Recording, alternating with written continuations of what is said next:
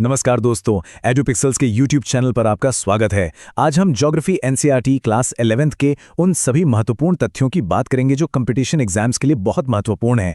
तो चलिए पहले चैप्टर से शुरुआत करते हैं जिसका नाम है ज्योग्राफी एज ए डिसिप्लिन।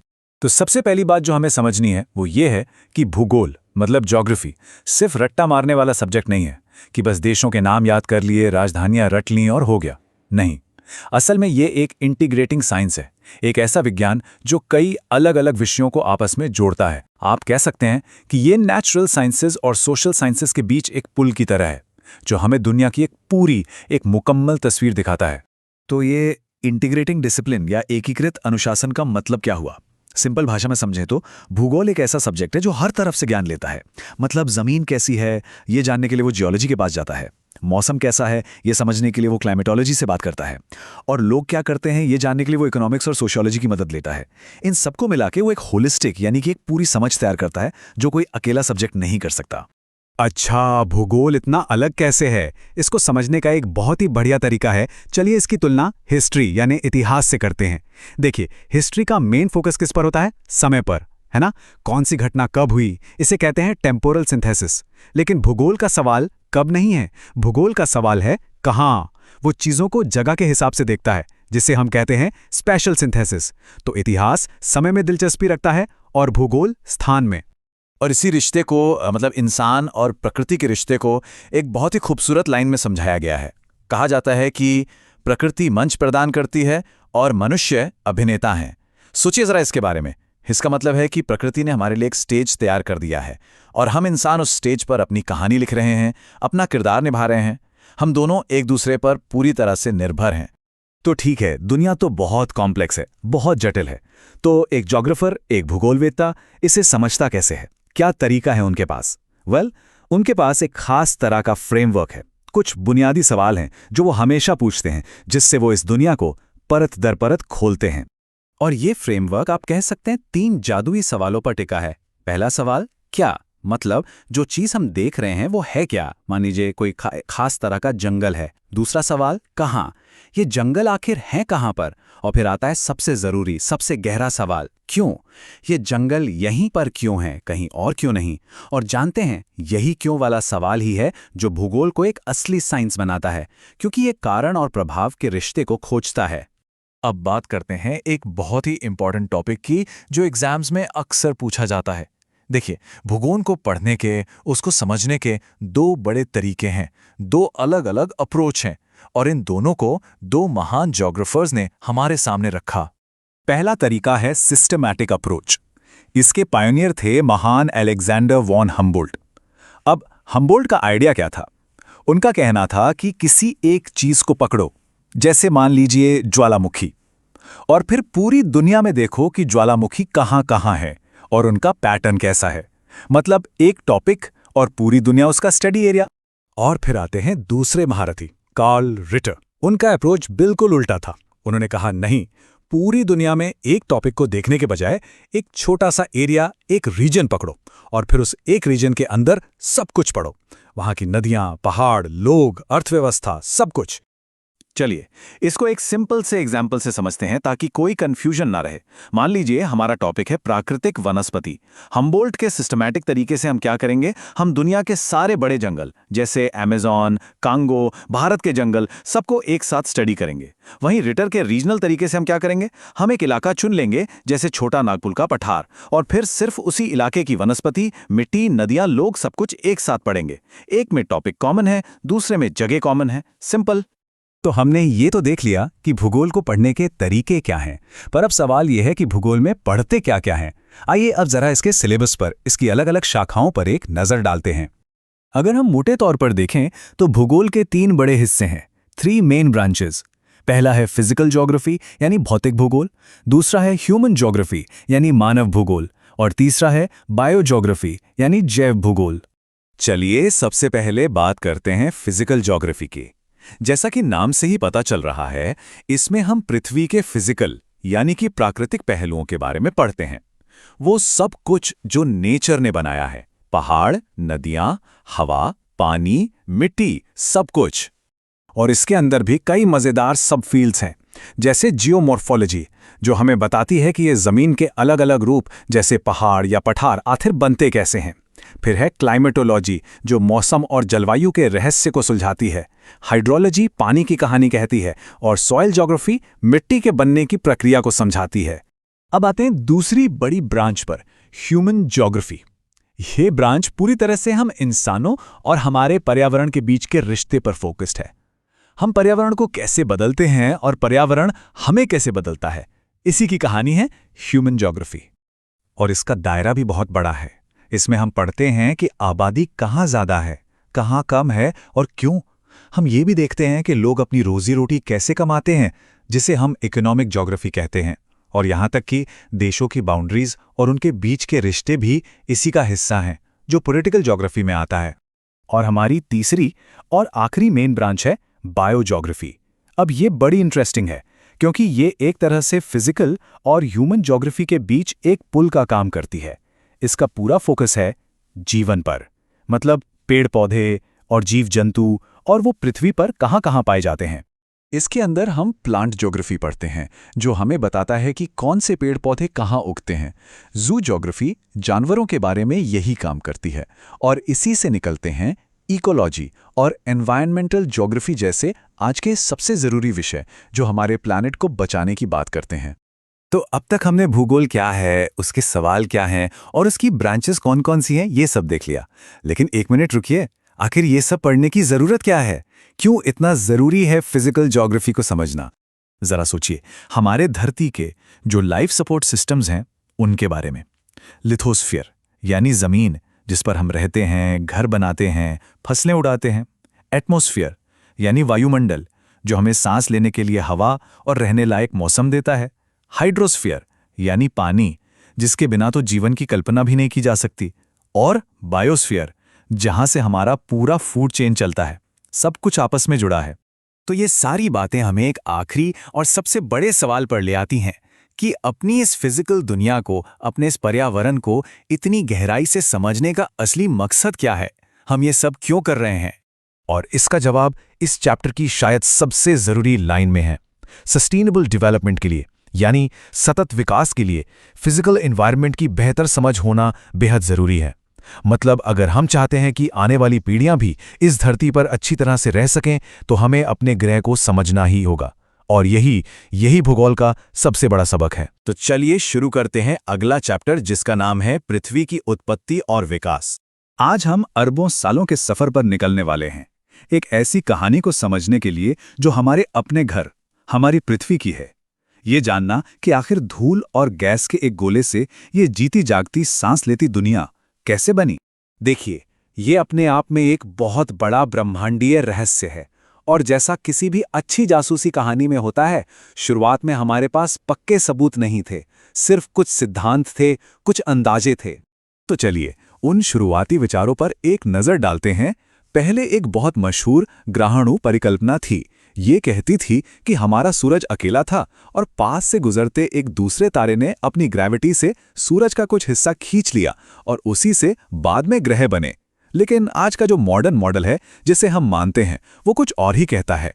वो ये बताता है कि ग्रहों को बनने के लिए किसी बाहरी तारे की जरूरत नहीं पड़ी, बल्कि वो गैस और धूल के एक बहुत बड़े घूमते हुए बादल के अंदर अपने ही गुरुत्वाकर्षण से बने। तो शुरुआती सोच भले ही दिलचस्प थी, लेकिन असली कहानी तब समझ में आई जब हमने सिर्फ अपने सूरज पर नहीं, बल्कि पूरे ब्रह्मांड पर नजर डाली। और यहीं से एंट्री होती है बिग बैंग थियरी की। ये आज के समय का सबसे ज्यादा माना जाने वाला सिद्धांत है। इसने ब्रह्मांड की शुरुआत को लेकर हमारी पूरी सोच ही बदल कर रख दी।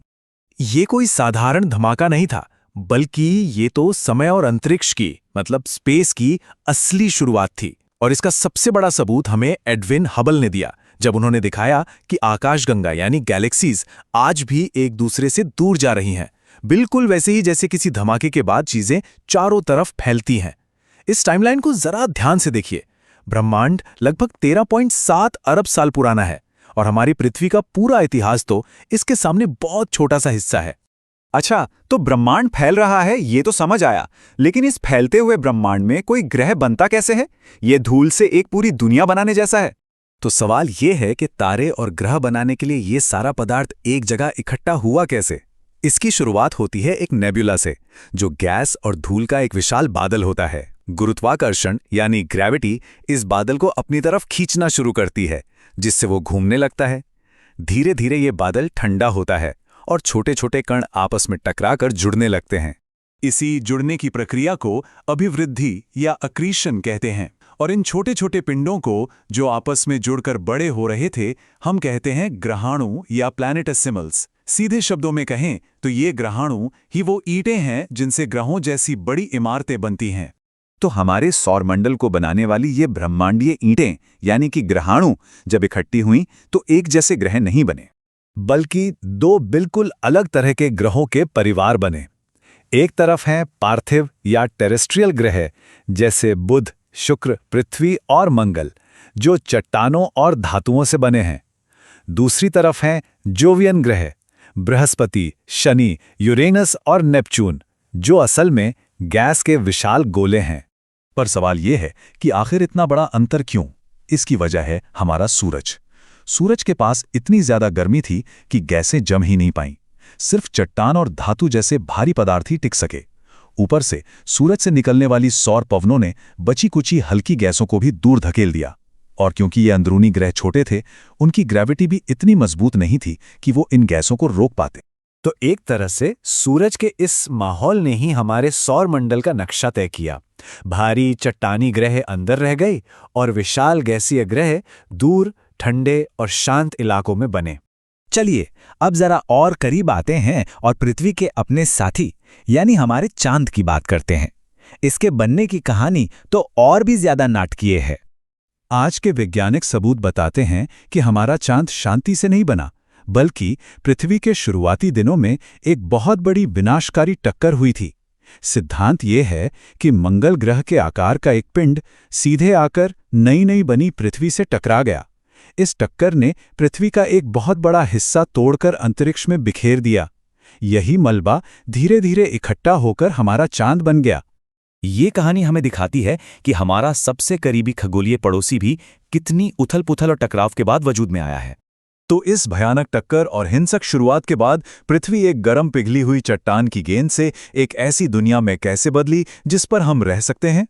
इसके लिए एक बहुत जरूरी प्रक्रिया हुई जिसे विभेदन या डिफरेंशिएशन कहते हैं। हुआ ये कि जब पृथ्वी पिघली हुई हालत में थी तो लोहा जैसी भारी चीजें गुरुत्वाकर्षण के कारण केंद्र की ओर डूब गईं और उन्होंने कोर बनाया, और जो हल्की चट्टानें और पदार्थ थे वो ऊपर की ओर आ गए, जिससे हमारी जमीन यानी क्रस्ट और मेंटल बने। इस तरह पृथ्वी की परतें बनी। इसके बाद बारी आई हमारे वायुमंडल की, जो 3 चरणों में बना। पहले तो सौर हवाओं ने शुरुआती हाइड्रोजन और हीलियम को उड़ा दिया। फिर ज्वालामुखियों से निकली गैसों जैसे पानी की भाप, कार्बन डाइऑक्साइड और नाइट्रोजन ने दूसरा वायुमंडल बनाया। और आखिर में जब समुद्रों में जीवन शुरू हुआ तो उसने फोटोसिंथेसिस से ऑक्सीजन बनाना शुरू किया, जिसने हमारे आज के वायुमंडल को शेप दिया। और यही बात हमें पृथ्वी की कहानी के सबसे हैरत अंगेज अध्याय पर ले आती है, वो है जीवन की उत्पत्ति। माना जाता है कि लगभग 3.8 अरब साल पहले पृथ्वी के महासागरों में जीवन की पहली चिंगारी जली। एक ब्रह्मांडीय धमाके से लेकर ग्रहों के बनने और फिर जीवन के पनपने तक ये वाकई एक असाधारण सफर रहा है। 4.5 अरब साल के इस लंबे सफर को देखने के बाद ये सोचना वाकई दिलचस्प है कि क्या पृथ्वी की कहानी का ये अंत है या ये सिर्फ एक नई शुरुआत है। इस सवाल पर सोचिएगा जरूर। सोचिए, हमारी पृथ्वी बाहर से कितनी शांत, कितनी खूबसूरत लगती है ना? लेकिन अंदर एक पूरी की पूरी अलग ही दुनिया है, उथल-पुथल से भरी, रहस्यमयी। तो आज हम इसी रहस्य की परतों को एक-एक करके खोलने वाले हैं। तो चलिए शुरू करते हैं अगला चैप्टर, जिसका नाम है इंटीरियर ऑफ अर्थ। अब सबसे बड़ा सवाल तो यही उठता है ना, कि भाई एक ऐसी जगह के बारे में हम पता कैसे लगाएं जहां कोई जा ही नहीं सकता। सोच कर देखिए, पृथ्वी का रेडियस मतलब केंद्र तक की दूरी 6370 किलोमीटर से भी ज्यादा है। हम इसके अंदर झांक भी नहीं सकते, सीधे सीधे तो बिल्कुल नहीं। आपको पता है, आज तक इंसान जो सबसे गहरी खुदाई कर पाया है वो की गई है आर्कटिक में, कोलालाम की जगह पर। और कितनी गहरी? सिर्फ 12 किलोमीटर, जी हाँ, सिर्फ 12। अब जरा सोचिए, कहाँ 6370 किलोमीटर और कहाँ सिर्फ 12। मतलब हमने तो बस पृथ्वी की ऊपरी सतह को हल्का सा खरोचा ही है और कुछ नहीं। तो सवाल फिर वही है, अगर हम अंदर जा नहीं सकते तो हमें पता कैसे चलता है कि अंदर क्या है? इसके लिए हमारे पास दो तरह के सोर्स हैं। कुछ हैं डायरेक्ट सोर्स, मतलब सीधे सबूत, और कुछ हैं इनडायरेक्ट सोर्स, मतलब हमें थोड़ा अंदाजा लगाना पड़ता है सुरागों को जोड़कर। अच्छा, तो इसे थोड़ा और समझते हैं। देखिए, डायरेक्ट सोर्स क्या है? जैसे माइनिंग, या जब ज्वालामुखी फटता है तो हमें अंदर के पत्थर और लावा के सैंपल मिल जाते हैं, सीधे सीधे। लेकिन असली कहानी, जो बड़े रहस्य है ना, वो खुलते हैं इनडायरेक्ट सोर्स से। और इनमें सबसे जरूरी हैं सीस्मिक वेव्स, मतलब भूकंप की लहरें। आप समझ लीजिए कि ये वेव्स पृथ्वी का एक तरह से एक्सरे या अल्ट्रासाउंड कर देती हैं। अब देखिए, जैसे ही ज्वालामुखी का नाम आता है, हमारे दिमाग में क्या आता है? जमीन के ऊपर एक बड़ा सा पहाड़ जिससे लावा निकल रहा है ना? पर क्या कभी सोचा है कि जमीन के नीचे भी ऐसे ही पहाड़, विशाल चट्टानी पहाड़ बनते हैं? और यहीं पर बात बहुत दिलचस्प हो जाती है। इसको ऐसे समझिए, जैसे कोई बहुत बड़ा पेड़ हो, तो जो शील्ड ज्वालामुखी है वो उस पेड़ का तना और शाखाएं हैं, जो हमें जमीन के ऊपर दिख रहा है। ये लावा के बहने से बनता है। लेकिन जो बैथोलिथ है वो उस पेड़ की विशाल फैली हुई जड़ें हैं, जो जमीन के नीचे छिपी हुई हैं। ये हजारों साल में धीरे धीरे ठंडा होकर बनती हैं। तो एक है जो सतह पर बनता है और दूसरा है जो जमीन के अंदर ही जम जाता है। तो मतलब ये जो इंट्रूसिव लैंडफॉर्म्स हैं, ये असल में छिपे हुए पहाड़ी तो हैं। ये तब बनते हैं जब मैग्मा ऊपर तो आता है लेकिन सतह तक पहुंच नहीं पाता, और रास्ते में ही जमीन के अंदर ही ठंडा होके जम जाता है। और ये हमें दिखते कब हैं? लाखों साल बाद, जब ऊपर की मिट्टी और चट्टानें कट जाती हैं, तब जाके ये बाहर आते हैं। चलिए, अब बात करते हैं पृथ्वी के सबसे बड़े रहस्य की, उसके कोर की, कि आखिर पृथ्वी के दिल में क्या है। और इसका सबसे बड़ा सबूत, सबसे पक्का सुराग हमें मिलता है सीज़मिक वेव्स से, और उसमें भी खास तौर पर एस वेव्स से। जैसा मैंने कहा, ये हमारे प्लैनेट का अंदरूनी स्कैनर हैं। तो ये एस वेव्स में ऐसा क्या खास है? देखिए, इनकी एक ही सुपर पावर है और एक ही कमजोरी। ये सिर्फ और सिर्फ ठोस चीजों से ही गुजर सकती हैं, सॉलिड से। ये लिक्विड यानी तरल चीजों से पार नहीं जा सकती। बस यही एक बात, यही सबसे जरूरी पॉइंट है, इसे याद रखिएगा। अब हुआ ये कि जब वैज्ञानिकों ने दुनिया भर में सीस्मोमीटर लगाए तो उन्होंने एक अजीब चीज देखी। जब कहीं भूकंप आता है तो उसकी लहरें लगभग पूरी दुनिया में रिकॉर्ड होती हैं, लेकिन पृथ्वी पर कुछ बहुत बड़े बड़े इलाके ऐसे थे जहां एस वेव्स पहुंच ही नहीं रही थी, एकदम गायब। इसी को कहा गया शैडो जोन। और यही सबसे बड़ी मिस्ट्री थी कि आखिर भूकंप के सेंटर से 105 डिग्री के बाद ये एस वेव्स जाती कहाँ हैं? अचानक गायब कैसे हो जाती हैं? इस एक सवाल ने ना वैज्ञानिकों का सिर घुमा दिया, और फिर इसी पहेली को सुलझाते हुए हुई एक जबरदस्त खोज। और वो जवाब क्या था? जवाब था एक लिक्विड आउटर कोर। जी हां, पृथ्वी का बाहरी कोर पिघली हुई धातु का एक समंदर है, और ये पिघला हुआ कोर एक दीवार की तरह एस वेव्स को रोक लेता है, उन्हें पार ही नहीं जाने देता। तो एस वेव्स का ये जो इतना बड़ा शैडो जोन है ना, ये इस बात का सबसे पक्का, सबसे पुख्ता सबूत है कि हमारे पैरों के नीचे हजारों किलोमीटर अंदर एक पिघला हुआ तरल कोर है। ठीक है, तो अभी तक हमने काफी कुछ समझ लिया। अब एक काम करते हैं, एक क्विक एग्जाम रिव्यू करते हैं। जो भी जरूरी पॉइंट्स हैं उनको फटाफट दोहरा लेते हैं ताकि सब कुछ दिमाग में अच्छे से बैठ जाए। तो देखिए, लेयर्स बहुत सिंपल हैं। सबसे ऊपर है क्रस्ट, जिस पर हम रहते हैं, ये ठोस है। उसके नीचे है मैंटल, ये भी ठोस है पर थोड़ा अलग, ये प्लास्टिक की तरह धीरे धीरे बह सकता है। फिर आता है हमारा हीरो, आउटर कोर, जो कि लिक्विड है, और सबसे अंदर केंद्र में है इनर कोर, जो वापस से सॉलिड है। तो क्या पैटर्न बना? Solid, semi solid, liquid, solid, simple. और हां, ये एक नंबर जरूर याद रखिएगा, 2900 किलोमीटर। ये वो जादुई गहराई है जहां मेंटल खत्म होता है और कोर शुरू होता है। यहीं पर सीस्मिक वेव्स की दुनिया पूरी तरह बदल जाती है। वो हमें बताती हैं कि यहां ठोस चट्टान अचानक से पिघली हुई धातु में बदल जाती है। क्या कमाल का ट्रांजिशन है। अब जरा कोर पर और फोकस करते हैं। ये हमारे प्लैनेट का इंजन है, और इसकी बनावट याद रखने का एक बहुत ही आसान शॉर्टकट है, नाइफ, यानी नाइफ जैसा। Ni से निकल और Fe से फेरस यानी लोहा। तो कोर किससे बना है? निकल और लोहे जैसी भारी धातुओं से। सिंपल। चलिए अब अपनी इस गहरी यात्रा से वापस जमीन की सतह पर आते हैं। हमने ये तो देख लिया कि मैग्मा जमीन के नीचे क्या करता है, पर जब यही मैग्मा सतह पर आ जाता है तब क्या होता है? मेंटल से आने वाला मैग्मा जैसा होता है, ज्वालामुखी भी वैसा ही बनता है, और इसमें जमीन आसमान का फर्क हो सकता है। यहाँ दो एक्सट्रीम केस देखते हैं। एक तरफ है शील्ड ज्वालामुखी। हवाई के द्वीप इसका बेस्ट एग्जाम्पल हैं। इनका लावा एकदम पतला और बहने वाला होता है, जो शांति से फैलता है और नई जमीन बनाता जाता है। मतलब ये एक तरह के क्रिएटर हैं। और दूसरी तरफ है काल्डेरा। ये एक जबरदस्त धमाके के साथ फटता है और फिर पहाड़ बनाने की जगह अपने ही वजन से अंदर धंस जाता है और पीछे छोड़ जाता है एक बहुत बड़ा गड्ढा। तो एक है बनाने वाला और दूसरा है खुद को ही मिटाने वाला। तो कोर की धधकती गर्मी से लेकर सतह के ज्वालामुखियों तक हमारा प्लैनेट सच में जिंदा है। ये एक डायनामिक, बदलती हुई चीज है। इसकी हर परत में एक कहानी है, एक हलचल है, और सवाल यही है कि ये अपने अंदर और न जाने कितने गहरे राज छिपाए बैठा है। नमस्कार और स्वागत है। आज हम एक ऐसी भूवैज्ञानिक जासूसी कहानी में उतरने वाले हैं जो हमारे प्लैनेट के सबसे बड़े रहस्यों में से एक को सुलझाती है। वो रहस्य ये है कि हमारे महासागर और महाद्वीप आज जैसे हैं वैसे क्यों हैं। तो चलिए शुरू करते हैं अपना अगला चैप्टर, जिसका नाम है distribution of oceans and continents. और मजे की बात यह है कि ये पूरी कहानी ये एक बहुत ही सिंपल सी ऑब्जर्वेशन से शुरू होती है। एक ऐसी चीज जो शायद हम सब ने कभी ना कभी नोटिस की होगी। कभी दुनिया का नक्शा ध्यान से देखा है? अगर देखा है तो क्या कभी ऐसा लगा कि साउथ अमेरिका और अफ्रीका के जो कोस्टलाइंस हैं, मतलब जो तट हैं, वो एक दूसरे में फिट हो सकते हैं, बिल्कुल किसी जिगसॉ पजल के दो टुकड़ों की तरह? बस यही एक सवाल है जो हमारी आज की इस पूरी पड़ताल की जड़ है। तो हुआ ये कि 1912 में एल्फ्रेड वेगनर नाम के एक जर्मन मेट्रोलॉजिस्ट, मतलब मौसम विज्ञानी, ने इस पहेली का एक कह सकते एक बड़ा ही रैडिकल जवाब दिया। एक ऐसा आइडिया जिसने उस वक्त की साइंटिफिक दुनिया में तहलका मचा दिया था।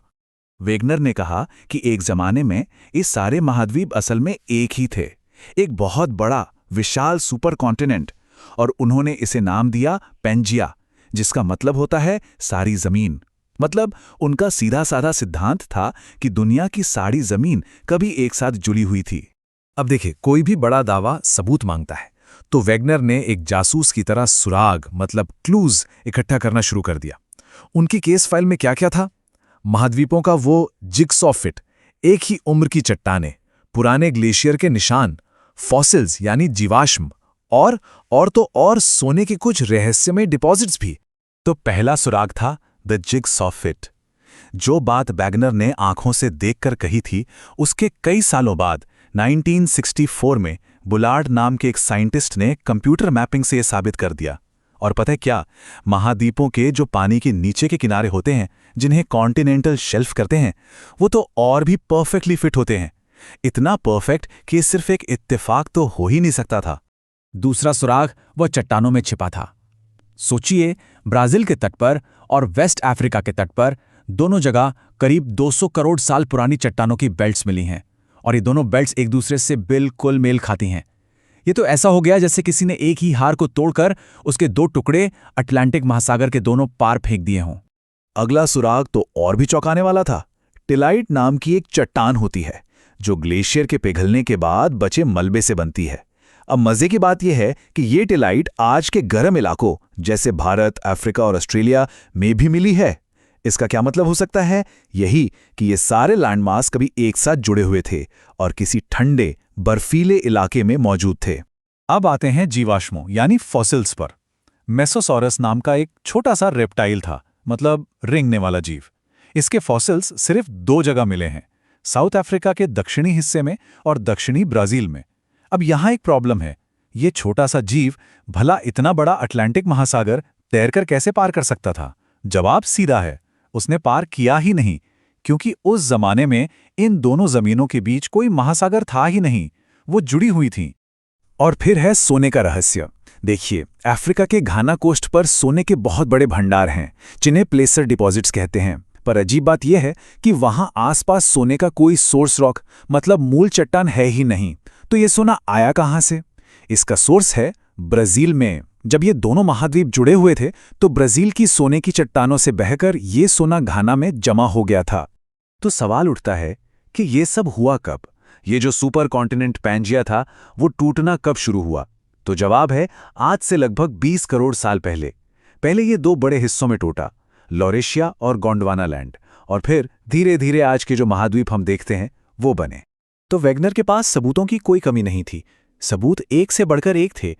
लेकिन उनकी थ्योरी में एक बहुत बड़ी, एक जानलेवा कमी थी, और वह सवाल ये था कि आखिर वो कौन सी ताकत है, कौन सी फोर्स है जो इतने बड़े बड़े पूरे के पूरे महाद्वीपों को हिला सके। वेगनर ने इसका भी जवाब देने की कोशिश की।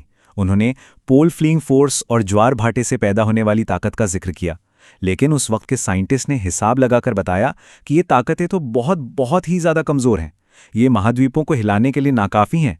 और बस इसी एक कमी की वजह से वेगनर की इतनी जबरदस्त थ्योरी को खारिज कर दिया गया, और ये केस दशकों के लिए ठंगे बसने में चला गया।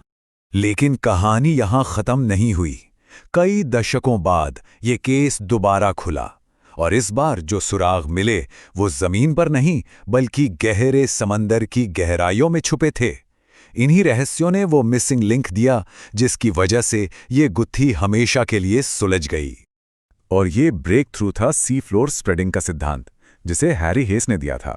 देखिए, होता क्या है कि समंदर के बीच में जो पहाड़ियां हैं, जिन्हें मिड ओशनिक रिज कहते हैं, वहां से लगातार लावा निकलता रहता है। इससे समंदर का नया फर्श बनता है।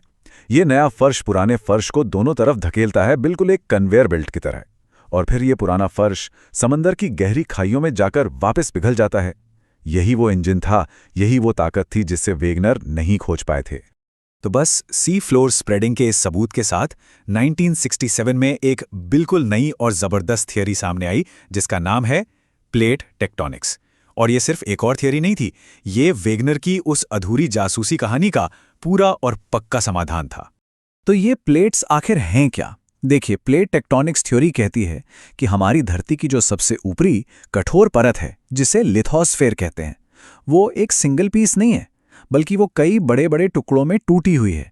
इन्हीं विशाल टुकड़ों को हम टेक्टोनिक प्लेट्स कहते हैं। अच्छा, तो फिर ये प्लेट्स चलती कैसे हैं? ये प्लेट्स यानी लिथोस्फीयर अपने नीचे मौजूद एक गर्म, थोड़ी पिघली हुई और हमेशा बहने वाली परत के ऊपर तैर रही हैं। इस परत को एस्थेनोस्फीयर कहते हैं, और यही एस्थेनोस्फीयर है जो इन भारी भरकम प्लेटों को अपने ऊपर तैराता और चलाता है। अब जहां भी ये प्लेट्स एक दूसरे से मिलती हैं, वहां 3 तरह की बाउंड्रीज बनती हैं। पहली, डाइवर्जेंट, जहां प्लेट्स एक दूसरे से दूर जाती हैं और नई जमीन बनती है। दूसरी, कन्वर्जेंट, जहां प्लेट्स टकराती हैं और बड़े बड़े पहाड़ बन जाते हैं। और तीसरी है ट्रांसफॉर्म बाउंड्री, जहां प्लेट्स एक दूसरे से रगड़ खाकर बगल से खिसक जाती हैं, जिससे भयानक भूकंप आते हैं। इस पूरी थ्योरी की ताकत को असल में समझने के लिए चलिए एक केस स्टडी देखते हैं, एक बहुत ही शानदार कहानी।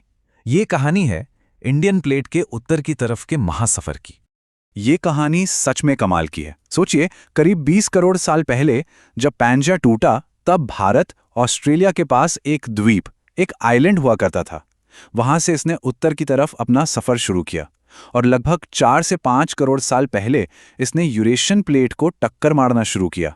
और ये कोई एक बार की टक्कर नहीं थी, ये टक्कर आज भी जारी है, और इसी टक्कर की वजह से हिमालय हर साल और ऊंचा होता जा रहा है।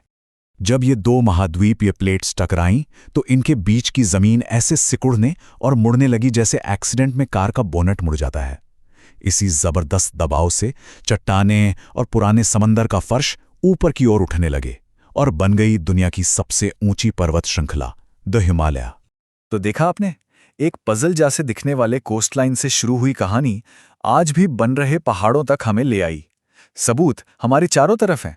हमारी पृथ्वी कोई शांत गोला नहीं है, बल्कि एक डायनामिक, एक जिंदा प्लैनेट है जो हर पल बदल रहा है। और सबसे अहम बात यह है कि ये प्लेट्स आज भी चल रही हैं। हमारे पैरों के नीचे ये दुनिया लगातार एक नया आकार ले रही है। और ये हमें एक बहुत ही दिलचस्प सवाल के साथ छोड़ जाती है कि आज से मान लीजिए 10 करोड़ साल बाद हमारी ये धरती कैसी दिखेगी। तो चलिए शुरू करते हैं अगला चैप्टर, जिसका नाम है मिनरल्स एंड रॉक्स। तो चलिए अपनी खोज की शुरुआत करते हैं। कहां से? बिल्कुल, हमारे ग्रह की सबसे ऊपरी परत से, जिसे हम पृथ्वी की पपड़ी या अर्थ्स क्रस्ट कहते हैं। कभी सोचा है जिस जमीन पर हम सब चलते हैं वो आखिर बनी किस चीज से है? अब देखिए, ये जो अर्थ्स क्रस्ट है ना, इसका कॉम्पोजिशन बड़ा ही इंटरेस्टिंग है। जानकर हैरानी होगी कि इसका लगभग 75% हिस्सा सिर्फ और सिर्फ दो तत्वों से बना है। पहला है ऑक्सीजन, जो करीब करीब 47% है, और दूसरा सिलिकॉन, जो लगभग 28% है। मतलब बाकी सब कुछ, चाहे वो एल्यूमिनियम हो, लोहा हो, वो सब उस बचे हुए छोटे से हिस्से में सिमट जाते हैं। तो ये जो दो मेन प्लेयर्स हैं, ऑक्सीजन और सिलिकॉन, ये अकेले नहीं रहते। ये क्या करते हैं? ये आपस में जुड़ जाते हैं, कंबाइन हो जाते हैं और एक बिल्कुल नई चीज बनाते हैं। और इन्हीं को हम कहते हैं खनिज या मिनरल्स।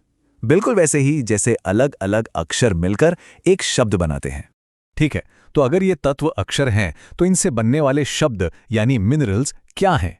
चलिए अब जरा गहराई से समझते हैं कि आखिर ये खनिज होते क्या हैं। यही तो है चट्टानों के बिल्डिंग ब्लॉक्स। तो देखिए, हर खनिज एक तरह से कुदरत की अपनी एक खास रेसिपी है। मतलब इसकी एक फिक्स्ड केमिकल कॉम्पोजिशन होती है और इसके आइटम्स भी एक बहुत ही व्यवस्थित ऑर्डरली स्ट्रक्चर में जमे होते हैं।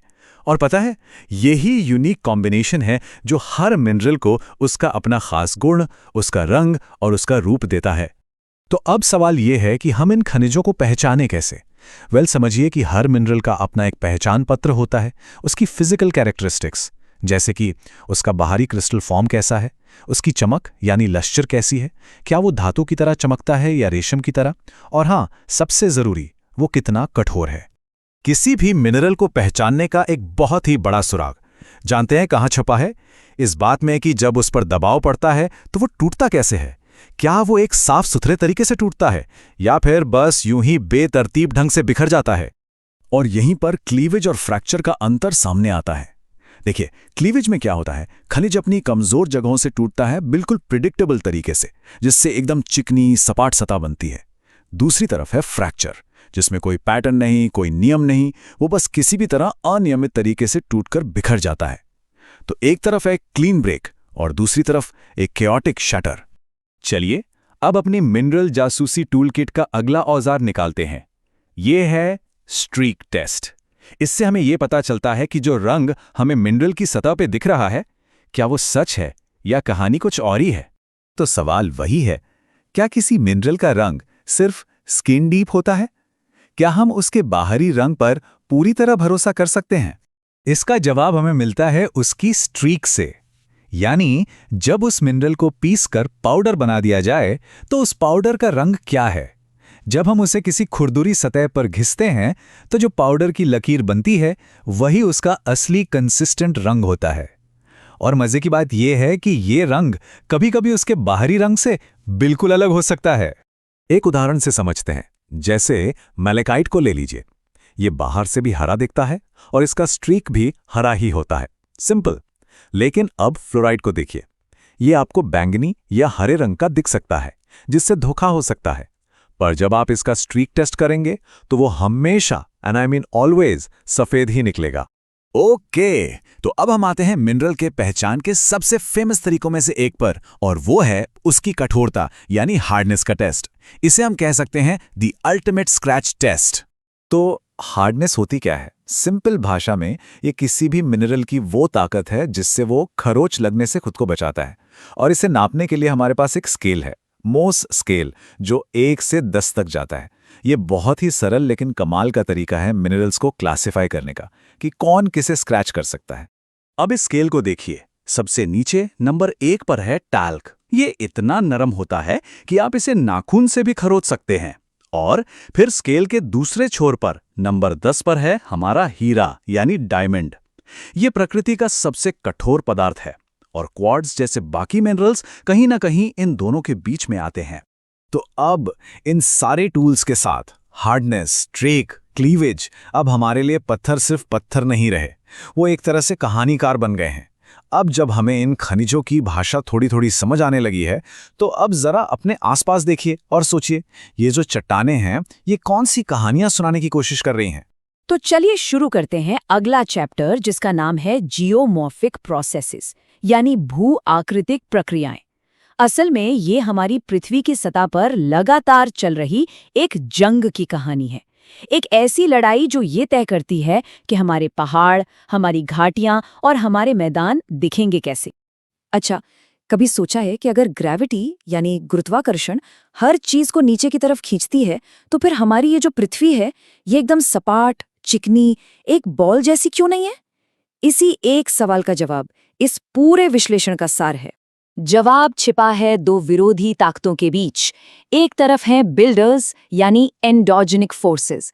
ये वो ताकतें हैं जो धरती के अंदर से सतह को ऊपर उठाती हैं, पहाड़ खड़े कर देती हैं। और दूसरी तरफ हैं स्कल्प्टर्स यानी एक्सोजेनिक फोर्सेस। ये बाहर से सतह को एक मूर्तिकार की तरह काटती छाटती हैं और उसे समतल करती हैं। बस यही वो जंग है जो पृथ्वी की सतह को लगातार आकार देती रहती है। ठीक है, तो चलिए इसमें थोड़ा और गहरा उतरते हैं। सबसे पहले बात करते हैं बिल्डर्स की, यानी उन ताकतों की जो पृथ्वी के अंदर से काम करती हैं। तो ये वो प्रक्रियाएं हैं जो जमीन को ऊपर उठाती हैं। इनमें सबसे बड़ा नाम है डायास्ट्रोफिज्म, मतलब पृथ्वी की पपड़ी में होने वाली बहुत बड़ी हलचल। इसी से पहाड़ बनते हैं या फिर पूरे के पूरे महाद्वीप ऊपर उठ जाते हैं। फिर आता है वोल्केनिज्म यानी ज्वालामुखी क्रिया, जिससे पिघला हुआ मैग्मा सतह पर आ जाता है। और हाँ, भूकंप और प्लेट टेक्टोनिक्स, ये सब भी इसी बिल्डर टीम का हिस्सा हैं। अब मिलते हैं कहानी के दूसरे किरदार से, स्कल्प्टर्स से। ये वो बाहरी ताकतें हैं जो बिल्डर्स ने जो कुछ भी बनाया है उसे लगातार तराशने का काम करती हैं। इन सभी बाहरी प्रक्रियाओं के लिए एक मास्टर शब्द है डिनुडेशन। इसका सीधा सा मतलब है परत उतारना। मतलब ये वो सारी प्रक्रियाएं हैं जो पृथ्वी की सतह को घिस-घिस कर उसकी ऊंचाई को कम करती हैं।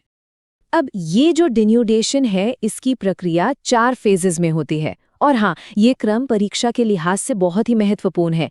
सबसे पहले है वेदरिंग, जहाँ चट्टानें अपनी ही जगह पर टूटती हैं।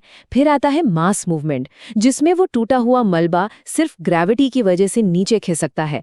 इसके बाद है इरोजन, जब हवा, पानी जैसे एजेंट्स उस मलबे को वहां से उठाकर ले जाते हैं। और आखिर में ट्रांसपोर्टेशन, मतलब उस मलबे का एक जगह से दूसरी जगह पहुंचना। चलिए अब पहले फेज को जरा करीब से देखते हैं। वेदरिंग यानी चट्टानों का अपनी ही जगह पर टूटना। तो यहाँ सबसे जरूरी बात जो याद रखनी है वो ये है कि वेदरिंग एक इन सिटू प्रक्रिया है। इन सिटू मतलब अपनी ही जगह पर। इसमें चट्टानें टूटती फूटती तो हैं, लेकिन उनका मलबा कहीं हिलकर दूर नहीं जाता, वो बस वहीं पर पड़ा रहता है। इसका पहला टाइप है केमिकल वेदरिंग। इसमें क्या होता है कि हवा और पानी चट्टानों के अंदर मौजूद खनिजों के साथ केमिकल रिएक्शन करते हैं। इससे वो कमजोर पड़ जाती हैं या घुल जाती हैं, बिल्कुल वैसे ही जैसे लोहे में जंग लग जाता है। दूसरा है फिजिकल वेदरिंग। यहाँ चट्टानें किसी केमिकल बदलाव से नहीं बल्कि फिजिकल दबाव से टूटती हैं, जैसे दिन की गर्मी से फैलना और रात की ठंड से सिकुड़ना। बार बार ऐसा होने से वो टूट जाती हैं। या फिर दरारों में पानी जम जाता है जो बर्फ बनकर चट्टानों को फाड़ देता है। और फिर है तीसरा बायोलॉजिकल वेदरिंग। इसमें जीव जंतु, पेड़ पौधे, ये सब चट्टानों को तोड़ने में मदद करते हैं। जैसे पेड़ों की जड़ें चट्टानों में घुस जाती हैं, या बिल बनाने वाले जानवर, या फिर सड़ते हुए जैविक पदार्थ, ये सब तोड़ने का ही काम करते हैं। तो जब वेदरिंग से चट्टानें कमजोर हो जाती हैं, तब ग्रेविटी अपना काम शुरू करती है। और यहीं से शुरू होता है दूसरा फेज, यानी मास मूवमेंट। अब देखिए इसमें सबसे काम की बात क्या है। मास मूवमेंट में मलबे को नीचे लाने का काम सिर्फ और सिर्फ, मैं दोहरा रहा हूं, सिर्फ और सिर्फ ग्रेविटी करती है। इसमें नदी, हवा या ग्लेशियर जैसे किसी एजेंट की कोई जरूरत नहीं होती। मलबा ढलान पर अपने आप ही नीचे खिसकता है। ये जो खिसकना है ये 2 तरह का हो सकता है। एक तो बहुत धीमा, जैसे क्रीप, जिसमें मिट्टी इतनी धीरे धीरे खिसकती है कि सालों तक पता भी नहीं चलता। और दूसरा होता है बहुत तेज, जैसे मड फ्लो या डिब्रीज एवलांच, जो बहुत ही विनाशकारी हो सकते हैं। तेज गति वाले मूवमेंट को हम आम भाषा में लैंडस्लाइड कह देते हैं। इसके भी कई प्रकार हैं, जैसे स्लंप, जिसमें जमीन का एक हिस्सा पीछे की तरफ घूमते हुए नीचे खिसकता है, या रॉक स्लाइड, जिसमें चट्टान के बड़े बड़े टुकड़े सीधे ढलान पर नीचे फिसलते हैं। तो ये स्लाइड एक तरह से पूरे कॉन्सेप्ट का सार है। इसे ध्यान से देखिए। वेदरिंग अपनी ही जगह पर होती है। मास मूवमेंट में मलबा सिर्फ ग्रेविटी से नीचे आता है, जबकि इरोजन में हवा और पानी जैसे मोबाइल एजेंट्स उस मलबे को उठाकर कहीं और ले जाते हैं। इन तीनों के बीच का ये फर्क समझना बेहद जरूरी है। और अब हम आते हैं इस कहानी के अंतिम पड़ाव पर। इन सभी तोड़ने घिसने वाली प्रक्रियाओं का आखिर नतीजा क्या होता है? इसका जवाब है मिट्टी का बनना। इन सभी प्रक्रियाओं का अंतिम प्रोडक्ट है मिट्टी। और मिट्टी कैसे बनेगी, ये 5 चीजों पर निर्भर करता है। वहां की मूल चट्टान कैसी थी, जमीन की ढलान कैसी है, जलवायु कैसी है, जो सबसे महत्वपूर्ण फैक्टर है वहां कौन से जीव जंतु हैं, और सबसे जरूरी, इस पूरी प्रक्रिया को कितना समय मिला है। अंत में बस एक बात याद रखना बहुत जरूरी है, हमारा जो भी भूदृश्य है, जो लैंडस्केप हमें दिखता है, वो असल में एक अस्थायी संतुलन है, एक टेम्पररी बैलेंस। ये ऊपर उठाने वाली ताकतों और नीचे घिसने वाली ताकतों के बीच चल रही एक कभी न खत्म होने वाली जंग का नतीजा है। तो अब एक सवाल मन में उठता है, आज के दौर में पृथ्वी पर इस जंग में कौन जीत रहा है? बनाने वाली ताकतें यानी हमारे बिल्डर्स, या फिर तराशने वाली ताकतें यानी स्कल्प्टर्स? इस पर सोचिएगा जरूर। तो चलिए शुरू करते हैं अगला चैप्टर, जिसका नाम है लैंडफॉर्म्स एंड देयर इवोल्यूशन। ये सिर्फ एक चैप्टर नहीं, बल्कि एक सफर है ये समझने का कि हमारी पृथ्वी की सतह, ये जमीन जिस पर हम रहते हैं, आखिर बनती कैसे है और बदलती कैसे है। ये कोई एक दिन की बात नहीं है, बल्कि लाखों सालों से चल रही एक कमाल की कलाकारी है। तो ये जो शब्द है भू आकृति या लैंडफॉर्म, इसका मतलब क्या है? देखिए, बहुत आसान है। हमारी जमीन पर दिखने वाला कोई भी छोटा बड़ा आकार, चाहे वो कोई पहाड़ी हो, कोई घाटी हो या फिर कोई मैदान, वो एक लैंडफॉर्म है। पर यहाँ सबसे मजेदार बात यह है कि ये हमेशा एक जैसे नहीं रहते, ये लगातार हर पल बदल रहे हैं। इसको समझने का एक बहुत अच्छा तरीका है। सोचिए कि हमारी पृथ्वी की जो सतह है वो एक बहुत बड़ा कैनवस है, और इस कैनवस पर कुछ कलाकार हैं जो लगातार पेंटिंग कर रहे हैं, इसे तराश रहे हैं और इसे एक नया रूप दे रहे हैं। तो कौन है ये कलाकार? ये हैं प्रकृति के 5 महान मूर्तिकार। सबसे पहले बहता हुआ पानी, फिर जमीन के नीचे का पानी यानी भूजल, उसके बाद आते हैं बर्फ के पहाड़ यानी ग्लेशियर, फिर हैं समुद्र की लहरें और धाराएं, और आखिर में हवा। आज हम इन्हीं 5 की शानदार कलाकारी को करीब से देखेंगे। तो चलिए एक नजर डालते हैं आज के हमारे सफर पर।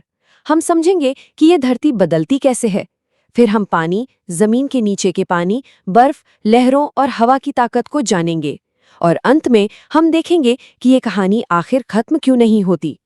तो चलिए मिलते हैं हमारे पहले और सबसे ताकतवर मूर्तिकार से, बहता हुआ जल। दुनिया के ज्यादातर हिस्सों में जमीन को जो आकार मिलता है ना, उसके पीछे इसी का हाथ होता है। पता है, एक नदी की भी अपनी जिंदगी होती है।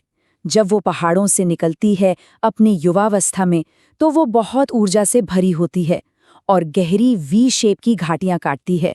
फिर जब वो मैदानों में आती है प्रौढ़ावस्था में, तो थोड़ी शांत हो जाती है और उसकी घाटी चौड़ी होने लगती है, और आखिर में अपने बुढ़ापे में वो बहुत धीमी हो जाती है और अपने साथ लाई हुई मिट्टी को जमा करने लगती है, जिससे गोखुर झीलों जैसे लैंडफॉर्म बनते हैं।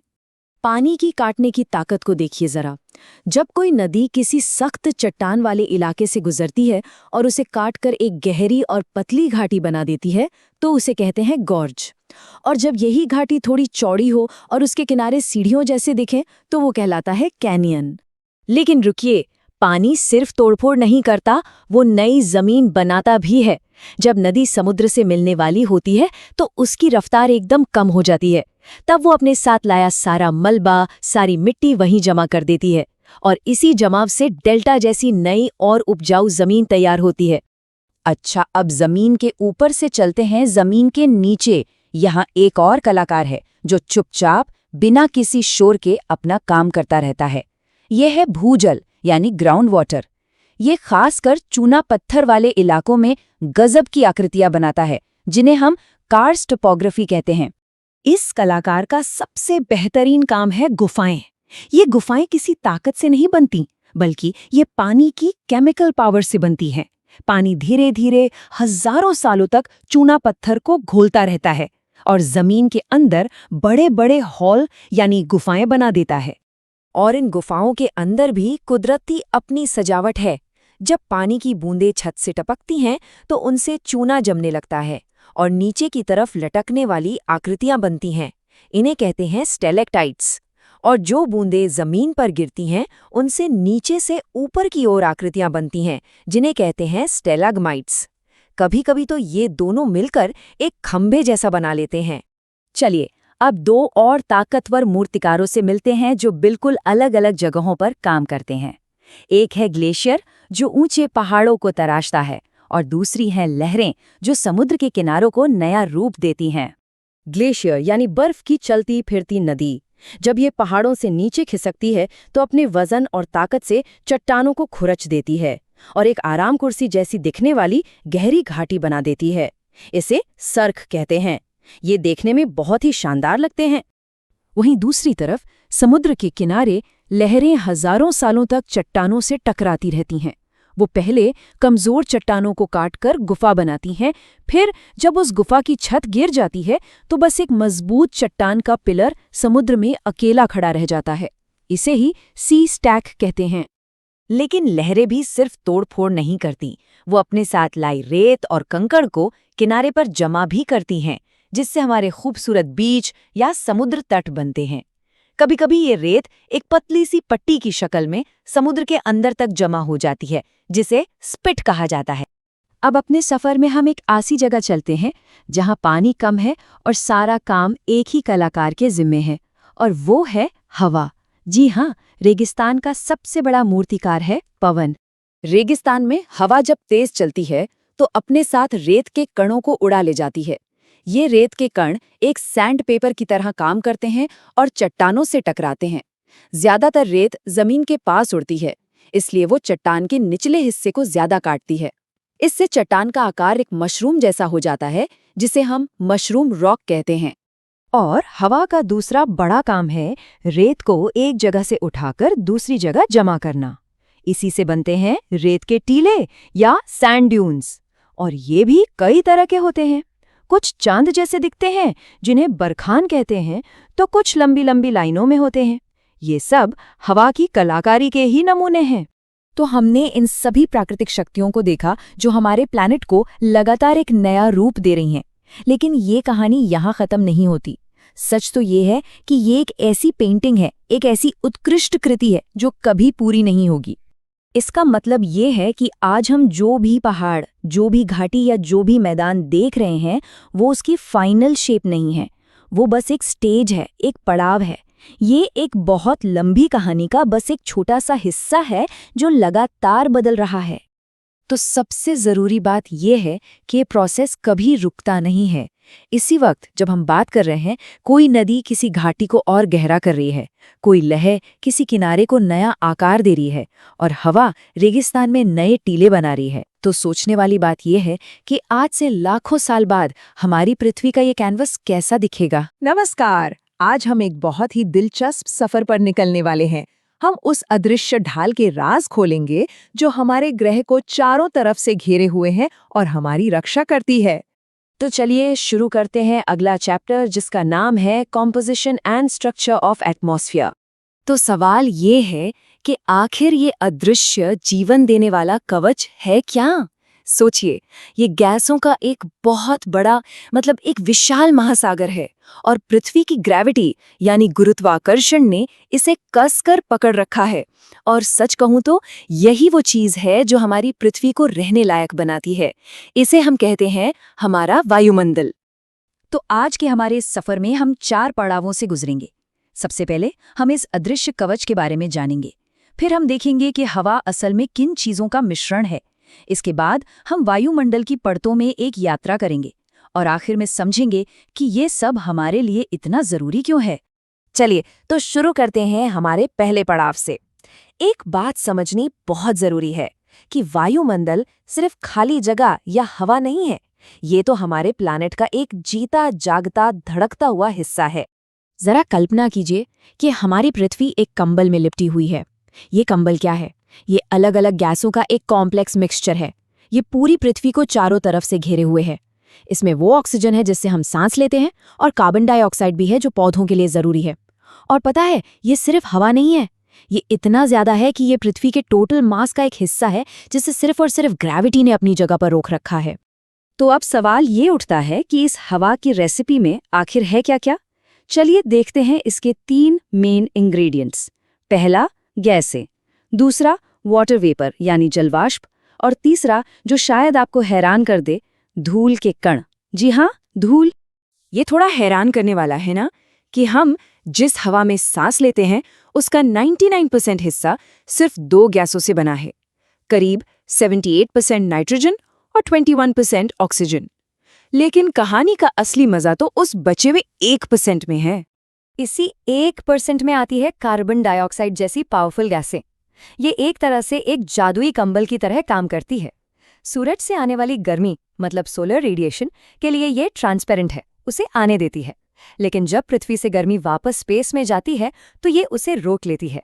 ये कंबल की तरह गर्मी को ट्रैप कर लेती है और इसी वजह से हमारी पृथ्वी रहने लायक गर्म बनी रहती है। अगर ऐसा ना हो तो यहाँ सब जम जाएगा और इसी को हम कहते हैं ग्रीन हाउस इफेक्ट। और याद है वो धूल के कण, हवा में मौजूद धूल और नमक के ये छोटे छोटे कण, ये सिर्फ गंदगी नहीं है, असल में ये बादल बनाने वाले बीज हैं। इन्हें हाइग्रोस्कोपिक न्यूक्लियाई कहते हैं। पानी की नन्ही नन्ही बूंदों को मतलब वाटर वेपर को इकट्ठा होने के लिए एक सतह चाहिए होती है और ये कण वही सतह देते हैं। इनके बिना आसमान में बादल बनना लगभग नामुमकिन हो जाता। तो अब हम ये तो जान गए कि हमारी हवा किन चीज़ों से बनी है। तो अब तैयार हो जाइए एक रोमांचक सफ़र के लिए। हम पृथ्वी की सतह से सीधा ऊपर की तरफ चलेंगे और वायुमंडल की अलग अलग परतों को एक्सप्लोर करेंगे। तो अपनी सीट बेल्ट बांध लीजिए क्योंकि हमारी ये चढ़ाई 5 अलग अलग लेयर्स से होकर गुजरेगी। ट्रोपोस्फियर, स्ट्रैटोस्फियर, मेसोस्फियर, थर्मोस्फियर और आखिर में एक्सोस्फियर। हम शुरू करेंगे क्षोभ मंडल से यानी ट्रोपोस्फियर, जहां हम सब रहते हैं, और सीधा अंतरिक्ष के छोर तक जाएंगे। हमारा पहला स्टॉप ट्रोपोस्फियर यानी क्षोभ मंडल। ये वो लेयर है जहां हम रहते हैं, सांस लेते हैं। लेकिन इसमें एक बहुत दिलचस्प बात है, ये हर जगह एक जैसी मोटी नहीं है। इक्वेटर यानी भूमध्य रेखा पर जहां बहुत गर्मी होती है, गर्म हवाएं इसे ऊपर की तरफ धकेलती हैं, तो वहां इसकी मोटाई करीब 18 किलोमीटर तक होती है। वहीं ठंडे पोल्स पर यानी ध्रुवों पर ये सिर्फ 8 किलोमीटर मोटी रह जाती है। कभी सोचा है कि पहाड़ों पर ऊपर चढ़ते हुए ठंड क्यों लगने लगती है? वो इसी लेयर की वजह से। ट्रोपोस्फियर में जैसे जैसे हम ऊपर जाते हैं तापमान गिरता है। हर 165 मीटर की ऊंचाई पर टेम्परेचर करीब 1 डिग्री सेल्सियस कम हो जाता है। और एक और ज़रूरी बात, मौसम की सारी हलचल मतलब बारिश, आंधी, तूफान, बादल बनना, सब कुछ इसी लेयर में होता है। ट्रोपोस्फियर के ठीक ऊपर आती है स्ट्रैटोस्फियर यानी समताप मंडल, और यहीं पर है हमारे प्लैनेट की अपनी सनस्क्रीन, दी ओजोन लेयर। ये एक ऐसी अदृश्य ढाल है जो सूरज से आने वाली खतरनाक अल्ट्रावायलेट किरणों को सोख लेती है और हम सबकी जिंदगी बचाती है। चलिए अब और ऊपर चलते हैं, लगभग 80 किलोमीटर की ऊंचाई तक, मेसोस्फियर में। यहाँ इतनी ज्यादा ठंड है कि आप सोच भी नहीं सकते। तापमान गिरकर -100 डिग्री सेल्सियस तक पहुंच जाता है। और हाँ, रात को जो हम टूटता तारा देखते हैं ना, वो असल में उल्का पिंड होते हैं जो इसी लेयर में आकर जल जाते हैं। हमारा अगला पड़ाव है थर्मोस्फियर, और यहाँ एक अजीब चीज होती है, टेम्परेचर फिर से बढ़ने लगता है। इसी लेयर के अंदर आयोनोस्फियर होता है, जिसमें इलेक्ट्रिकली चार्ज पार्टिकल्स होते हैं। ये पार्टिकल्स एक बड़े शीशे की तरह काम करते हैं जो हमारी रेडियो तरंगों को वापस पृथ्वी पर भेजते हैं। इसी की वजह से रेडियो कम्युनिकेशन मुमकिन हो पाता है, और वो जो खूबसूरत ऑरोरा या नॉर्दर्न लाइट्स होती हैं, वो भी यहीं बनती हैं। और आखिर में हम पहुंचते हैं अपने सफर के सबसे ऊंचे पॉइंट पर, एक्सोस्फियर यानी बहिर्मंडल। ये हमारी वायुमंडल की आखिरी सीमा है, द फाइनल फ्रंटियर। यहाँ हवा इतनी ज्यादा पतली हो जाती है कि वो धीरे धीरे बस बाहरी स्पेस में घुल मिल जाती है। कह सकते हैं कि ये पृथ्वी की आखिरी सांस है जो अंतरिक्ष में मिल जाती है। तो हमने ये पूरा सफर तो कर लिया, पर इसका मतलब क्या है? ये सारी परतें, ये गैसें, ये हमारे रोज के जीवन पर आखिर क्या असर डालती हैं? चलिए अब इसे समझते हैं। तो बात बहुत सीधी सी है। वायुमंडल की यही बनावट और इसमें मौजूद गैसों का यही मिश्रण, यही सब मिलकर हमारे मौसम और जलवायु को कंट्रोल करते हैं। आज का तापमान क्या होगा, हवा का दबाव कितना है, हवा किस तरफ बहेगी, नमी कितनी होगी, बादल बनेंगे या नहीं, बारिश होगी या नहीं, ये सब कुछ इसी कॉम्प्लेक्स सिस्टम पर निर्भर करता है जिसे हमने अभी अभी एक्सप्लोर किया है। तो आखिर में ये बात तो साफ है कि हमारा वायुमंडल सिर्फ गैसों का एक गोला नहीं है। ये एक बहुत ही जटिल मल्टी लेयर्ड कवच है जो इस ग्रह पर जिंदगी को मुमकिन बनाता है। और ये हमें एक बहुत बड़े सवाल पर लाकर छोड़ देता है। हम इस जिंदगी देने वाले सिस्टम को बचाने के लिए, इसे वैसा ही बनाए रखने के लिए क्या कर रहे हैं? नमस्कार, चलिए आज पृथ्वी के कॉम्प्लेक्स एनर्जी सिस्टम को समझते हैं। ये एक ऐसा कमाल का सफर है जो हमारे सूरज से शुरू होकर हमारे वायुमंडल की गहराइयों तक जाता है। तो चलिए शुरू करते हैं अगला चैप्टर, जिसका नाम है solar radiation, heat balance and temperature. आज हम ये समझेंगे कि आखिर सूरज की गर्मी हम तक पहुंचती कैसे है, हमारी धरती इस एनर्जी का हिसाब किताब कैसे रखती है, और क्यों दुनिया के अलग अलग कोनों में तापमान इतना अलग होता है। तो कल्पना कीजिए कि हम सूरज की एक किरण के साथ साथ पृथ्वी की ओर चल पड़े हैं। ये कोई मामूली सफर नहीं है, यही वो सफर है जो हमारे ग्रह पर जिंदगी को मुमकिन बनाता है। इस सफर का सबसे पहला और सबसे जरूरी शब्द है इंसोलेशन, यानी सूर्यताप। सीधे सीधे कहें तो ये वो सौर ऊर्जा है जो पृथ्वी तक पहुंचती है। यही हमारे ग्रह का मेन पावर सोर्स है। सब कुछ, बिल्कुल सब कुछ इसी से चलता है। अच्छा, अब एक मजेदार बात, क्या पृथ्वी को हमेशा एक जैसी एनर्जी मिलती है? नहीं।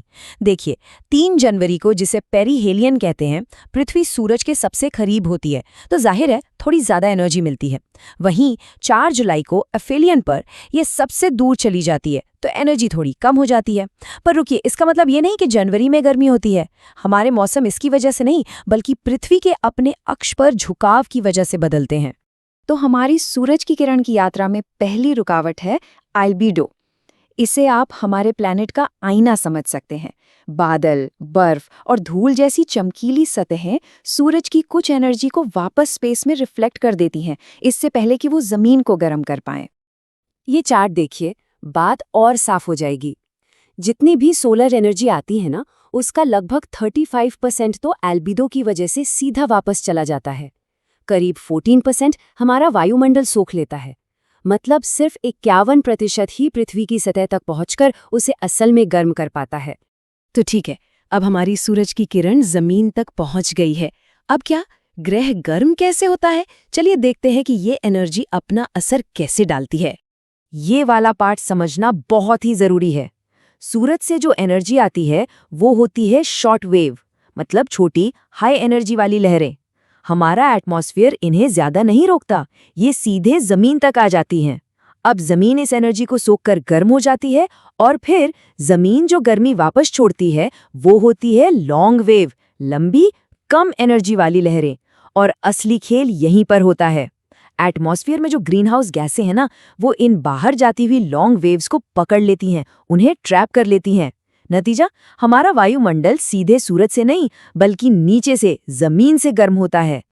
वायुमंडल में ये गर्मी 3 मुख्य तरीकों से फैलती है। कंडक्शन, जब गर्म जमीन अपने संपर्क में आने वाली हवा को गर्म करती है। कन्वेक्शन, जिसमें गर्म हवा हल्की होकर ऊपर उठती है। और एडवेक्शन, यानी हवा का हॉरिजॉन्टल मूवमेंट। चलिए एडवेक्शन को थोड़ा और समझते हैं। एडवेक्शन, जिसे अभिवहन भी कहते हैं, इसका सीधा सा मतलब है हवा की साइडवेज मूवमेंट से गर्मी का एक जगह से दूसरी जगह जाना। इसे आप हवा की एक गर्म नदी की तरह सोच सकते हैं, जो अपने साथ गर्मी लेकर बहती है। इसका सबसे बढ़िया उदाहरण है उत्तर भारत में गर्मियों के टाइम चलने वाली लू।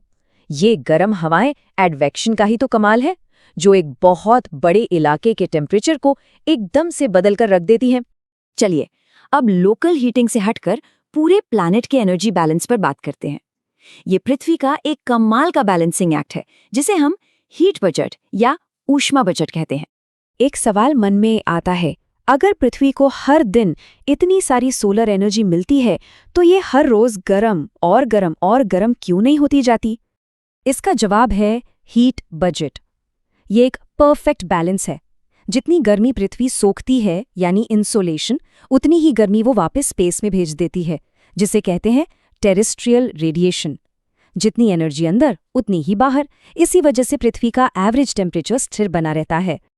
लेकिन ये बैलेंस हर जगह एक जैसा नहीं है। जरा इस चार्ट को देखिए। जो ट्रॉपिकल इलाके हैं, यानी भूमध्य रेखा के पास, वहां गर्मी सरप्लस में है, मतलब जरूरत से ज्यादा। और जो ध्रुवीय इलाके हैं वहां गर्मी का घाटा है, मतलब डेफिसिट।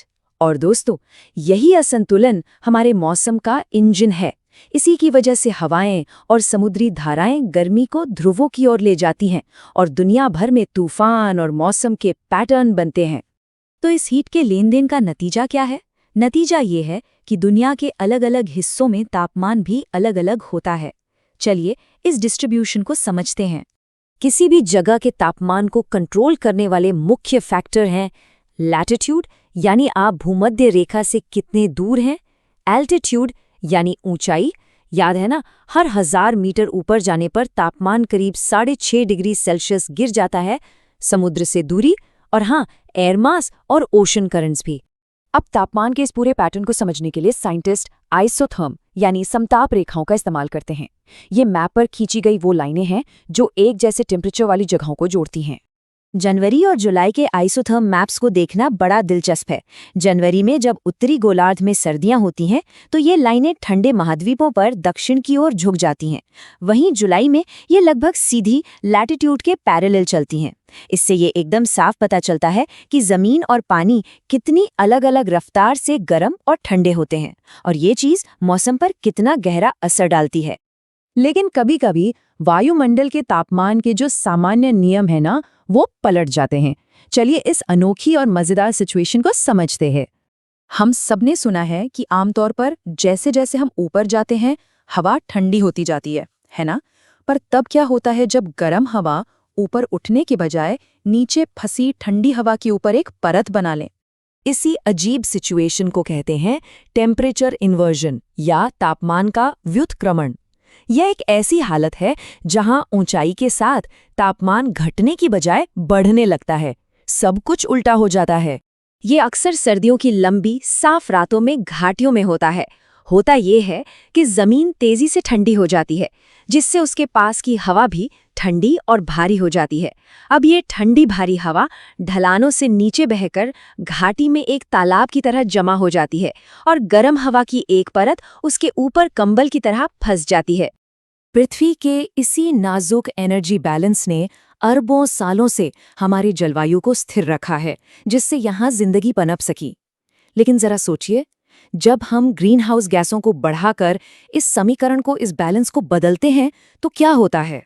तो चलिए शुरू करते हैं अगला चैप्टर, जिसका नाम है वायुमंडलीय परिसंचरण और मौसम प्रणालियां। आज हम पर्दा उठाने वाले हैं उन अदृश्य ताकतों पर जो हमारे रोजमर्रा के मौसम को बनाती हैं, मतलब एक हल्की सी हवा से लेकर एक जबरदस्त तूफान तक, सब कुछ। तो देखिए, हमारा सफर कुछ ऐसा रहेगा। सबसे पहले हम बात करेंगे वायुदाब की, जो कि बिल्कुल बुनियाद है। फिर उन फोर्सेस की जो हवा को असल में नचाती हैं। इसके बाद हम देखेंगे कि ये फोर्सेस मिलकर पूरे ग्रह पर हवा के बहाव का पैटर्न कैसे बनाती हैं। और अंत में क्लाइमैक्स, वो बड़े बड़े वेदर सिस्टम्स जो इन सब से जन्म लेते हैं। तो सबसे पहले बात करते हैं वायुदाब की। देखिए, मौसम की हर घटना, चाहे वो एक हल्की सी हवा हो या एक भयानक तूफान, उसका दिल, उसकी शुरुआत वायुदाब में ही छिपी है। तो चलिए सबसे पहले इसी फंडामेंटल चीज को समझते हैं। तो ये वायुमंडलीय दाब आखिर है क्या चीज? इसको ऐसे समझिए, कल्पना कीजिए कि हम सब हवा के एक विशाल महासागर के बिल्कुल नीचे तल पर खड़े हैं। अब हमारे ऊपर जो हवा का पूरा वजन पड़ रहा है ना, बस वही वायुमंडलीय दाब है। अब एक बात समझना बहुत जरूरी है। देखिए, ऊपर जाने पर तो दाब बदलता ही है, लेकिन हवा को चलाने वाला असली कारण वो नहीं है। असली कारण है जमीन पर एक जगह से दूसरी जगह के दाब में अंतर। हवा हमेशा ऑलवेज हाई प्रेशर वाले इलाके से लो प्रेशर वाले इलाके की तरफ बहती है, बिल्कुल वैसे ही जैसे पानी ढलान पर नीचे की तरफ बहता है। सिंपल। लेकिन बात इतनी सीधी भी नहीं है। हवा सिर्फ हाई प्रेशर से लो प्रेशर की ओर एक सीधी लकीर में नहीं बहती। इसके रास्ते को 3 बड़े बल मिलकर तय करते हैं। तो चलिए देखते हैं कि ये कौन से बल हैं और ये कैसे अपना काम करते हैं। तो ये 3 मुख्य बल हैं pressure gradient force, frictional force और कोरियोलिस फोर्स। हवा की स्पीड और उसकी दिशा एक तरह से एक जटिल डांस की तरह है और ये तीनों बल उसे मिलकर डायरेक्ट करते हैं। तो पहला बल है दाब प्रवणता बल। इसको आप हवा का असली इंजन मान सकते हैं। यही वह शुरुआती धक्का है जो हवा को गति देता है। ये बल हमेशा हाई प्रेशर से लो प्रेशर की ओर ही काम करता है, ठीक वैसे ही जैसे कोई गेंद पहाड़ी से नीचे की ओर लुढ़कती है। अगला बल है घर्षण बल या फ्रिक्शनल फोर्स। ये हवा के लिए एक ब्रेक की तरह काम करता है। ये बल सिर्फ जमीन की सतह के पास ही असरदार होता है और यही वजह है कि पहाड़ों और शहरों के ऊपर हवा की रफ्तार धीमी होती है, जबकि खुले और चिकने समुद्र के ऊपर ये बहुत तेज होती है। अब बात करते हैं एक ऐसे बल की जो कि एक असली गेम चेंजर है, कोरियोलिस फोर्स। देखिए, ये कोई असली धक्का नहीं है, बल्कि हमारी पृथ्वी के घूमने से पैदा होने वाला एक असर है जो हवा समेत हर चलती हुई चीज के रास्ते को मोड़ देता है। और कोरियोलिस बल का असर इस बात पर निर्भर करता है कि हम ग्लोब पर कहाँ हैं। उत्तरी गोलार्ध में यानी नॉर्दर्न हेमिस्फीयर में यह हवा को हमेशा दाईं ओर मोड़ता है, टू द राइट, और दक्षिणी गोलार्ध में यह हवा को बाईं ओर मोड़ता है, टू द लेफ्ट। अब एक बहुत ही दिलचस्प बात होती है, जब वायुमंडल में बहुत ऊंचाई पर दाब प्रवणता बल और कोरियोलिस बल ये दोनों एक दूसरे को पूरी तरह से बैलेंस कर लेते हैं, तो हवा हाई से लो प्रेशर की ओर जाने के बजाय दाब रेखाओं के समानांतर यानी पैरेलल बहने लगती है। इसी खास हवा को भूविक्षेपी पवन या जियोस्ट्रॉफिक विंड कहते हैं। तो चलिए अब इन अलग अलग बलों से हटकर जरा बड़ी तस्वीर देखते हैं कि ये सब मिलकर हमारे ग्रह के लिए एक विशाल प्राकृतिक एयर कंडीशनिंग सिस्टम कैसे बनाते हैं। एक ऐसा सिस्टम जो भूमध्य रेखा की गर्मी को ध्रुवों तक पहुंचाता है। उष्णकटिबंधीय क्षेत्रों में यानी ट्रॉपिक्स में हैडली सेल का राज है। होता क्या है, भूमध्य रेखा पर गर्म हवा ऊपर उठती है, ऊपरी वायुमंडल में ध्रुवों की ओर बहती है, फिर ठंडी होकर नीचे उतरती है और सतह के साथ वापस भूमध्य रेखा की ओर बहने लगती है, और इसी से बनती है मशहूर व्यापारिक पवनें यानी ट्रेड विंड्स। मध्य अक्षांशों में हमें मिलता है फेरल सेल, जो एक तरह का युद्ध क्षेत्र है। यहाँ गर्म सब ट्रॉपिकल हवा और ठंडी ध्रुवीय हवा आपस में टकराती हैं, और इसी टकराव के कारण पछुआ पवनें या वेस्टलीज चलती हैं, जो हमारे यहाँ के मौसम को बहुत ज्यादा प्रभावित करती हैं। और आखिर में ध्रुवों पर यानी पोल्स पर ध्रुवीय सेल का दबदबा है। यहाँ बहुत ज्यादा ठंडी और भारी हवा नीचे उतरती है और सतह के साथ मध्य अक्षांशों की ओर बहती है, जिससे ध्रुवीय पूर्वी पवनें यानी पोलर ईस्टर्लीज बनती हैं। ये हमारी पृथ्वी के तापमान का संतुलन बनाए रखने में एक बहुत जरूरी भूमिका निभाती हैं। तो ये जो वैश्विक परिसंचरण पैटर्न है, ये मौसम के लिए एक तरह से मंच तैयार करते हैं। लेकिन असली ड्रामा तब शुरू होता है जब अलग अलग तापमान और नमी वाली हवा की विशाल राशियां आपस में मिलती हैं। इसे ऐसे समझिए, हवा के विशाल बुलबुले हैं जिन्हें वायु राशि या एयर मास कहते हैं, और ये एक दूसरे से टकराते हैं। इनके बीच की जो सीमा होती है उसे वाताग्र या फ्रंट कहते हैं, और मौसम की ज्यादातर हलचल जैसे कि बारिश, बर्फ और तूफान इन्हीं फ्रंट्स पर होती है। जब ये वायु राशियां टकराती हैं तो अक्सर विशाल घूमते हुए तूफानों को जन्म देती हैं, जिन्हें हम चक्रवात या साइक्लोन्स कहते हैं। ये दो मुख्य तरह के होते हैं।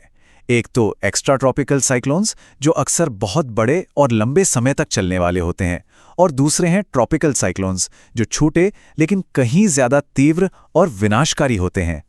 चलिए जरा इन ट्रॉपिकल तूफानों के अंदर झांकते हैं। इनका ईंधन, इनकी ऊर्जा का स्रोत गर्म समुद्री पानी से मिलने वाली नमी है। इनके बिल्कुल केंद्र में एक शांत जगह होती है जिसे आय यानी आंख कहते हैं, और ये आंख सबसे हिंसक हवाओं वाली आय वॉल से घिरी होती है। और जैसे ही ये जमीन पर पहुंचते हैं, इनका ईंधन का सोर्स कट जाता है और ये कमजोर पड़ने लगते हैं। ये तूफान दुनिया भर में आते हैं, लेकिन इनके स्थानीय नाम अलग अलग हैं। हिंद महासागर में इन्हें साइक्लोन कहा जाता है, अटलांटिक महासागर में हरिकेन, पश्चिमी प्रशांत महासागर में टाइफून, और पश्चिमी ऑस्ट्रेलिया में विली विलीज। है ना कमाल, एक ही तूफान के कितने सारे नाम। अरब एक छोटे लेकिन अक्सर ज्यादा हिंसक पैमाने पर आते हैं तड़ित झंझा यानी थंडरस्टॉर्म्स। ये बहुत ही तीव्र लोकल तूफान होते हैं, और कुछ गंभीर मामलों में ये बवंडर यानी टॉर्नेडोज को जन्म दे सकते हैं। हवा के वो विनाशकारी घूमते हुए कॉलम जो आसमान से नीचे उतरते हैं। तो इस तरह हमने देखा कि कैसे वायु दाब में एक साधारण से अदृश्य अंतर से, एक हल्की सी हवा से लेकर इस ग्रह पर सबसे विनाशकारी तूफानों तक सब कुछ पैदा हो सकता है। यह सच में प्रकृति की शक्ति का एक अविश्वसनीय प्रदर्शन है। तो ये एक बहुत ही आकर्षक और जटिल प्रणाली है। हम इसके पीछे की भौतिकी को तो समझते हैं, लेकिन एक सवाल फिर भी बना रहता है। वो निर्णायक बिंदु क्या है जो एक सामान्य तूफान को एक विनाशकारी, रिकॉर्ड तोड़ने वाली मौसम की घटना में बदल देता है? ये एक ऐसा सवाल है जिसका जवाब वैज्ञानिक आज भी ढूंढ रहे हैं। तो चलिए शुरू करते हैं अगला चैप्टर, जिसका नाम है वाटर इन द एटमॉस्फेयर। ये सोचना भी कितना अजीब है ना, कि आसमान में उड़ती हुई एक अदृश्य सी बूंद एक भयंकर तूफान को जन्म दे सकती है। तो आज हम उसी बूंद के सफर पर निकलने वाले हैं, वायुमंडल में पानी की इस रोमांचक कहानी को समझने वाले हैं। पता है, हमारे चारों तरफ जो हवा है उसमें पानी की भाप का हिस्सा कितना है? सिर्फ 4%, ज्यादा से ज्यादा। जी हाँ, बस इतना सा। यकीन करना थोड़ा मुश्किल है, पर यह सच है। तो फिर सवाल ये उठता है कि अगर ये गैस इतनी कम है तो फिर ये हमारे मौसम का पूरा मिजाज कैसे बदल देती है? मतलब बारिश, बादल, कोहरा, सब कुछ। तो चलिए आज इसी पहेली को सुलझाने की कोशिश करते हैं। इस सफर में हमारे 5 मेन स्टॉप्स होंगे। पहले हम समझेंगे कि पानी हवा में कैसे छिपा रहता है, फिर जानेंगे कि यह अपना रूप कैसे बदलता है, उसके बाद देखेंगे इसका जमीन से आसमान तक का सफर, फिर बादलों की दुनिया में झांकेंगे और आखिर में समझेंगे कि यह पानी वापस धरती पर कैसे लौटता है। तो सफर का पहला पड़ाव, हवा में पानी। ये ना एक ऐसे इनविजिबल एक्टर की तरह है जो हमारे चारों ओर मौजूद है, लेकिन हमें दिखाई नहीं देता। अच्छा, तो इस छिपे हुए पानी को नापने के 2 मेन तरीके हैं। पहला है एब्सोल्यूट ह्यूमिडिटी, मतलब हवा के 1 क्यूबिक मीटर में असल में कितने ग्राम पानी है, और दूसरा है रिलेटिव ह्यूमिडिटी। इसे ऐसे समझिए कि हवा एक ग्लास है तो वो ग्लास पानी से कितना % भरा हुआ है। और हाँ, एक जरूरी बात, जैसे ही टेम्परेचर बदला ये दोनों आंकड़े भी बदल जाते हैं। और यहीं खेल में एंट्री होती है ड्यू पॉइंट की। ये वो मैजिक टेम्परेचर है जिस पर हवा बस हार मान लेती है और कहती है अब और पानी नहीं संभाल सकती, और बस उसी पल अदृश्य भाप पानी की नन्ही नन्ही बूंदों में बदलने लगती है, बिल्कुल वैसे ही जैसे ठंडे पानी के ग्लास के बाहर बूंदें जम जाती हैं। चलिए अब आते हैं दूसरे पड़ाव पर, जहां पानी अपना रूप बदलता है। और सच मानिए, मौसम का पूरा इंजन बस यही छोटा सा बदलाव चलाता है। ये एक सिंपल लेनदेन की तरह है। जब पानी गर्मी को सोखता है तो वो गैस यानी भाप बनकर उड़ जाता है, इसे हम कहते हैं इवेपोरेशन। और जब वही भाप अपनी गर्मी को छोड़ देती है तो वो वापस लिक्विड यानी पानी की बूंद बन जाती है, और इसे हम कहते हैं कंडेंसेशन। लेकिन सबसे मजेदार बात पता है क्या है? इवेपोरेशन के दौरान जो गर्मी पानी सोखता है वो कहीं गायब नहीं होती, वो उस भाप में एक सीक्रेट एनर्जी की तरह छिप जाती है, जिसे कहते हैं लेटेंट हीट ऑफ वेपराइजेशन। और ये ही छिपी हुई ताकत बाद में बड़े बड़े तूफानों को जन्म देती है। तो अब तक हमने उन अदृश्य प्रक्रियाओं की बात की जो चल रही हैं। चलिए अब उन चीजों पर आते हैं जो हमें असल में अपनी आंखों से जमीन के पास दिखाई देती हैं। जमीन के पास ये कंडेंसेशन हमें 4 अलग अलग शक्लों में दिखता है। जब टेम्परेचर 0 से ऊपर हो तो सुबह घास पर चमकती ओस यानी ड्यू। जब टेम्परेचर 0 या उससे नीचे चला जाए तो पत्तियों पर जमने वाला पाला यानी फ्रॉस्ट। और फिर आता है फॉग या कोहरा, जो असल में जमीन पर उतर आया एक बादल ही है। और मिस्ट या धुंध कोहरे का ही थोड़ा ज्यादा नमी वाला रूप है। और जब यही सेम जादू जमीन से बहुत बहुत ऊपर आसमान में होता है तो बनते हैं बादल। सोचिए, जब हवा ऊपर उठती है तो वो फैलती है और ठंडी हो जाती है। बस इसी प्रोसेस को एडियोबैटिक कूलिंग कहते हैं, और यही बादलों की जन्म कहानी है। तो चलिए अब थोड़ी देर के लिए स्काई गाइड बन जाते हैं और इन बादलों के अलग अलग प्रकारों को समझते हैं। इन्हें मेनली इनकी ऊंचाई के हिसाब से बांटा जाता है। सबसे ऊपर 8 से 12,000 मीटर की हाइट पर हमें मिलते हैं साइरस क्लाउड्स। ये पतले पंख जैसे दिखते हैं और ये पानी की बूंदों से नहीं बल्कि बर्फ के छोटे छोटे क्रिस्टल से बने होते हैं। अब जरा नीचे आते हैं मिडिल लेवल पर, लगभग 4 से 7,000 मीटर की ऊंचाई पर। यहाँ हमें मिलते हैं ऑल्टोक्यूमुलस बादल। ये आसमान में सफेद या हल्के ग्रे रंग के पैचेस या परतों की तरह दिखाई देते हैं। और फिर आते हैं सबसे निचले लेवल के बादल, स्ट्रैटस। ये बिल्कुल एक ग्रे रंग की चादर की तरह होते हैं जो कभी कभी पूरे आसमान को एक साथ ढक लेते हैं। अच्छा, कुछ और नाम भी हैं जिन्हें याद रखना बड़ा आसान है। जहां भी निम्बस शब्द सुने, समझ जाइए बारिश की बात हो रही है। आसमान में जो रुई के ढेर जैसे बादल दिखते हैं, वो है क्यूम्यूलस। और जब यही रुई के ढेर एक मॉन्स्टर की तरह विशाल हो जाते हैं, तब वो बन जाते हैं क्यूम्यूलो निम्बस, यानी गरज, बिजली और तूफान लाने वाले बादल। तो अब वक्त आ गया है हमारी पानी की बूंद की यात्रा के आखिरी पड़ाव का, द रिटर्न जर्नी, यानी पानी आसमान से वापस जमीन पर कैसे आता है। पानी की वापसी भी कई अलग अलग स्टाइल में होती है। कभी बारिश की बूंदों की तरह, तो कभी बर्फ के नर्म फाहों के रूप में।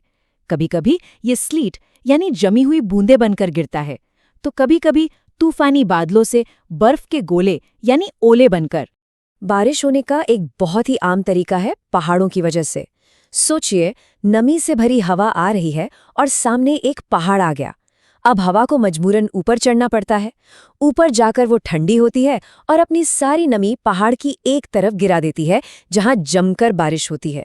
लेकिन जब तक हवा पहाड़ की दूसरी तरफ पहुंचती है, वो पूरी तरह सूख चुकी होती है, और उसी सूखी जगह को हम रेन शैडो एरिया कहते हैं। इसके अलावा बारिश के दो और मेन टाइप्स हैं। एक है कन्वेक्शनल रेनफॉल। ये आमतौर पर गर्मियों में गर्म जमीन से हवा के ऊपर उठने की वजह से होती है। और दूसरी है साइक्लोनिक रेनफॉल, जो तब होती है जब गर्म और ठंडी हवा के बड़े बड़े हिस्से आपस में टकराते हैं। और इन सभी अलग अलग प्रोसेसेस का नतीजा हमें पूरी दुनिया के रेनफॉल पैटर्न में साफ साफ दिखता है। जो इक्वेटोरियल बेल्ट है, वहाँ सबसे ज्यादा बारिश होती है। तटीय इलाकों में ठीक ठाक यानी मॉडरेट बारिश होती है, और रेन शैडो वाले इलाकों या हाई लैटिट्यूड्स में बारिश काफी कम होती है। तो ये थी पानी की एक बूंद की कहानी, एक अदृश्य भाप से शुरू होकर गरजते बादल बनने और फिर जीवन देने वाली बारिश बनकर जमीन पर लौटने तक की। लेकिन ये कहानी यहाँ खत्म नहीं होती। असली सवाल तो अब शुरू होता है। जैसे जैसे हमारी दुनिया गर्म हो रही है, पानी का ये अद्भुत सफर भविष्य में क्या नया मोड़ लेने वाला है। तो चलिए शुरू करते हैं अपना अगला चैप्टर, जिसका नाम है world climate and climate change. अच्छा, कभी सोचा है कि हम एक रेगिस्तान और एक वर्षावन के बीच के फर्क को साइंटिफिकली कैसे बता सकते हैं? दोनों में जमीन आसमान का अंतर है, पर उसे बयां करने का एक तरीका तो होना चाहिए, है ना?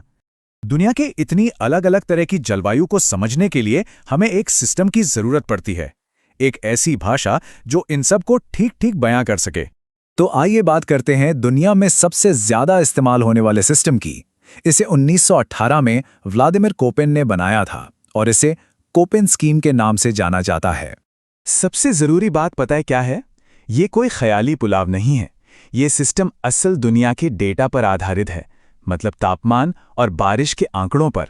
और इसका सीधा ताल्लुक इस बात से है कि किसी जगह पर कैसे पेड़ पौधे उगते हैं। तो कोपेन ने क्या किया? उन्होंने दुनिया की जलवायु को मोटे तौर पे 5 ग्रुप्स में बांट दिया। साथ में एक छठा ग्रुप हाईलैंड्स यानी ऊंची जगहों के लिए भी रखा। हर ग्रुप का एक सीधा साधा नियम है, जैसे कि पहला ग्रुप है ए यानी ट्रॉपिकल। अब इसके बारे में बस इतना सोचिए, हरी भरी साल भर गर्मी, ये वो जगह हैं जहां सर्दियां होती ही नहीं हैं। फिर आता है ग्रुप बी यानी सूखी जलवायु या ड्राई क्लाइमेट्स। जैसा नाम से ही जाहिर है, ये हमारे ग्रह के बड़े बड़े रेगिस्तानों और सूखे इलाकों की पहचान है। यहाँ बारिश से ज्यादा पानी भाप बनकर उड़ जाता है, सीधा हिसाब है। इसके बाद हैं ग्रुप सी और डी। ये वो इलाके हैं जहां मौसम बदलते हैं, मतलब टेम्परेट और कोल्ड स्नो वाले। ये दुनिया के उन बड़े हिस्सों को कवर करते हैं जहां हमें गर्मियां सर्दियां सब देखने को मिलती हैं। कभी मौसम हल्का रहता है तो कभी कड़ाके की ठंड पड़ती है। और आखिर में है ग्रुप ई यानी कोल्ड क्लाइमेट्स। ये सीधे सीधे ध्रुवीय इलाकों की बात करता है। सोचिए आर्कटिक और अंटार्कटिक की वो जमा देने वाली ठंड, जहां का औसत तापमान पूरे साल 10 डिग्री सेल्सियस से नीचे ही रहता है। तो ये तो हो गई आज की बात, लेकिन मजेदार बात यह है कि ये जो जलवायु के जोन्स हैं ना, ये हमेशा से ऐसे नहीं थे। पृथ्वी का मौसम, उसकी जलवायु हमेशा बदलती रही है। अगर हम भूवैज्ञानिक इतिहास को देखें, जैसे कि प्लेस्टोसीन युग को, तो हमें पता चलता है कि हमारी पृथ्वी लगातार हिमयुग यानी आइस एजेस और फिर उसके बाद आने वाले गर्म दौर के बीच झूलती रही है। एक ठंडा दौर, फिर एक गर्म दौर, ये एक साइकिल की तरह चलता रहा है। अब सवाल ये है कि हमें ये सब पता कैसे चला? तो वैज्ञानिक एक तरह से जासूस का काम करते हैं। वो चट्टानों में दबे सुराग, पेड़ों के तनों में बने छल्लों और यहां तक कि पुराने दस्तावेजों में दर्ज बाढ़ और अकाल की कहानियों से गुजरे जमाने के मौसम का हाल पता लगाते हैं। तो आखिर इन प्राकृतिक बदलावों की वजह क्या है? क्या चीज है जो धरती के मौसम को इस तरह बदलती है? इसे समझना बहुत जरूरी है, खासकर जब हम आज के बदलावों को समझने की कोशिश कर रहे हैं। देखिए, इन वजहों को हम मोटे तौर पर दो हिस्सों में बांट सकते हैं। एक है एस्ट्रोनॉमिकल यानी खगोलीय कारण जिनका ताल्लुक अंतरिक्ष से है, और दूसरे हैं टेरेस्ट्रियल यानी स्थलीय कारण जो हमारी पृथ्वी के अंदर से ही पैदा होते हैं, जैसे ज्वालामुखी का फटना। खगोलीय कारणों में एक बहुत बड़ा नाम है मिलनकोविच साइकिल्स का। अब ये सुनने में थोड़ा मुश्किल लग सकता है, पर इसका मतलब बस इतना है कि लाखों सालों में पृथ्वी के सूरज का चक्कर लगाने का तरीका और उसकी अपनी धुरी पर झुकाव थोड़ा थोड़ा बदलता रहता है, और इन छोटे छोटे बदलावों से ये तय होता है कि हमें सूरज से कितनी गर्मी मिल रही है। तो ये तो हो गए प्राकृतिक कारण, लेकिन आज की कहानी में एक नया मोड़ है। एक नया और बहुत ताकतवर फैक्टर सामने आ गया है, इंसान। इसे समझने के लिए पहले ग्रीन हाउस इफेक्ट को समझना होगा। देखिए, ये असल में कुदरती प्रक्रिया है। हमारे वायुमंडल में कुछ गैसें एक कंबल की तरह काम करती हैं जो सूरज की गर्मी को रोक कर रखती हैं, और इसी वजह से पृथ्वी इतनी गर्म है कि यहाँ जीवन पनप सका। वैसे अगर ये कुदरती कंबल ना होता तो पता है पृथ्वी का औसत तापमान कितना होता? -18 डिग्री सेल्सियस, मतलब सब कुछ जम जाता। तो ये ग्रीन हाउस इफेक्ट अपने आप में बुरा नहीं है, बल्कि जरूरी है। तो फिर गड़बड़ कहाँ हुई? गड़बड़ हुई इंसानी गतिविधियों से, खासतौर पर जब हमने कोयला, तेल और गैस जलाना शुरू किया। इससे CO2 यानी कार्बन डाइऑक्साइड जैसी ग्रीन हाउस गैसों की मात्रा हवा में बहुत तेजी से बढ़ गई। औद्योगिक क्रांति से पहले ये 280 ppm थी, जो साल 2000 तक बढ़कर 368 ppm हो गई। ये एक बहुत बड़ी छलांग है। ज्यादातर बात CO2 की ही होती है, पर कहानी यहीं खत्म नहीं होती। मीथेन, नाइट्रस ऑक्साइड और क्लोरोफ्लोरोकार्बन यानी CFCs जैसी और भी कई शक्तिशाली गैसें हैं जो इस कंबल को और भी ज्यादा मोटा बना रही हैं। और जब ये कुदरती कंबल जरूरत से ज्यादा मोटा हो जाता है तो धरती जरूरत से ज्यादा गर्म होने लगती है। इसी को हम कहते हैं ग्लोबल वार्मिंग। और हाँ, इसी बढ़ती हुई समस्या से निपटने के लिए दुनिया के देशों ने मिलकर क्योटो प्रोटोकॉल जैसा एक अंतर्राष्ट्रीय समझौता भी किया था। पर ये सारी बातें हमें एक बहुत ही जरूरी सवाल पर लाकर खड़ा कर देती हैं। एक सवाल जो अक्सर सुनने को मिलता है कि भाई, अगर पृथ्वी की जलवायु हमेशा से ही बदलती आई है तो इस बार इतना हंगामा क्यों है? इस बार ऐसा क्या अलग हो रहा है? और यही इस पूरी बातचीत का सार है। हमें जमीन के प्राकृतिक चक्रों और आज जो बदलाव हम देख रहे हैं उसकी रफ्तार और उसके पैमाने के बीच के फर्क को समझना होगा। ये सवाल सिर्फ एक वैज्ञानिक सवाल नहीं है, बल्कि ये वो सवाल है जो हमारे आज और हमारे आने वाले कल को तय करेगा। तो चलिए शुरू करते हैं अगला चैप्टर, जिसका नाम है ओशंस। तो आज की पड़ताल में हम एक तरह की अंडर वाटर एक्सपेडिशन पे निकल रहे हैं। हम 5 बड़े सवालों के जवाब ढूंढेंगे। पहला, ये कि धरती का पानी हमेशा चलता क्यों रहता है? दूसरा, इन लहरों के नीचे आखिर छिपा क्या है? तीसरा, क्या समुद्र में भी जमीन की तरह पहाड़ और खाइयां होती हैं? चौथा, इसका तापमान ऊपर से नीचे तक बदलता कैसे है? और हाँ, सबसे बड़ा सवाल, समुद्र का पानी नमकीन क्यों है? चलिए एक एक करके इन सारे रहस्यों से पर्दा उठाते हैं। तो सबसे पहले शुरुआत करते हैं उस प्रोसेस से जो हमारे प्लैनेट को जिंदा रखती है, मतलब पानी का वो कभी ना खत्म होने वाला सफर। सच पूछिए तो ये धरती की लाइफलाइन है। एक ऐसा साइकिल जो सोचिए अरबों सालों से बिना रुके नॉन स्टॉप चल रहा है। अच्छा, एक बात सोचिए, हमारी अर्थ पर जितना भी पानी है उसका सबसे बड़ा हिस्सा कहाँ होगा? इसका जवाब शायद थोड़ा सा हैरान कर दे। हमारे प्लैनेट का 71% पानी, 71% सिर्फ एक जगह पर है, महासागरों में। और ये 71% का आंकड़ा तब और भी बड़ा लगता है जब हम देखते हैं कि बाकी सब कुछ, मतलब ग्लेशियर्स, नदियां, झीलें, जमीन के नीचे का पानी, ये सब मिलाकर सिर्फ 29% है। सोचकर देखिए, महासागरों के सामने ये कितना कम है। और बस यही एक बात ओशंस को हमारे प्लैनेट के लिए सबसे जरूरी बना देती है। लेकिन पानी का ये इतना बड़ा भंडार एक जगह ठहरा हुआ नहीं है। बिल्कुल नहीं, ये लगातार एक साइकिल में घूमता रहता है, जिसे हम हाइड्रोलॉजिकल साइकिल या जल चक्र कहते हैं। होता क्या है, समुद्र का पानी भाप बनकर आसमान में जाता है, वहां बादल बनते हैं, जमीन पर बारिश होती है और फिर वही पानी नदियों से होता हुआ वापस अपने घर यानी समुद्र में आ जाता है। समझ लीजिए यही वो इंजन है जो पूरी धरती का मौसम और लाइफ सब कुछ चलाता है। चलिए, सरफेस की बातें तो बहुत हो गई, अब वक्त है थोड़ा गहराई में उतरने का। Let's go. लहरों के नीचे जो एक पूरे मिस्टीरियस दुनिया छिपी है ना, जिसे हम सी फ्लोर या समुद्र का तल कहते हैं, उसकी सैर करते हैं। वैसे ज्यादातर लोगों को क्या लगता है, यही ना कि समुद्र के नीचे सब कुछ फ्लैट होगा, एकदम एक खाली मैदान जैसा। पर क्या सच में ऐसा है? आखिर है क्या समुद्र के बॉटम में? ठीक है, तो हमारी ये नीचे की जर्नी कह सकते हैं कि 4 हिस्सों में बटी है। जैसे जैसे हम गहराई में उतरेंगे, हम इन स्टेजेस से गुजरेंगे। सबसे पहले आएगा कॉन्टिनेंटल शेल्फ, फिर आएगी कॉन्टिनेंटल स्लोप की ढलान, उसके बाद हम क्रॉस करेंगे डीप सी प्लेन और आखिर में हम पहुंचेंगे सबसे अंधेरे और सबसे गहरे हिस्से में, ओशियानिक डीप्स।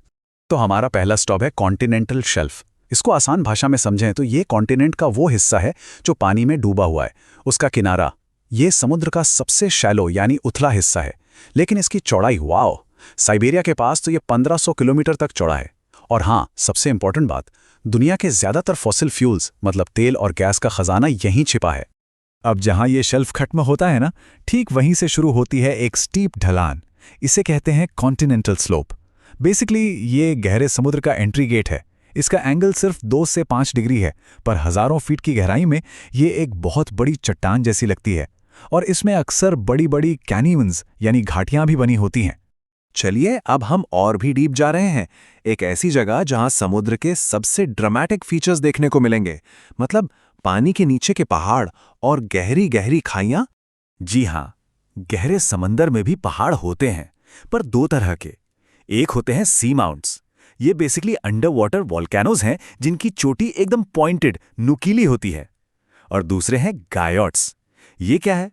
ये भी सी माउंट्स ही हैं, पर बूढ़े हो चुके हैं। इनकी चोटी लाखों सालों में पानी से घिस-घिस कर फ्लैट हो गई है। तो सिंपल है, नुकीला है तो सी माउंट और फ्लैट टॉप है तो गायोट। और सुनिए, ये तो बस शुरुआत है। समुद्र के तल पर मिड ओशियानिक रिजेस भी हैं। ये पानी के नीचे की माउंटेन रेंजेस हैं, दुनिया की सबसे लंबी। फिर आती हैं ट्रेंचेस यानी खाइयां। ये इतनी गहरी हैं कि पूरा का पूरा माउंट एवरेस्ट इनमें समा जाए।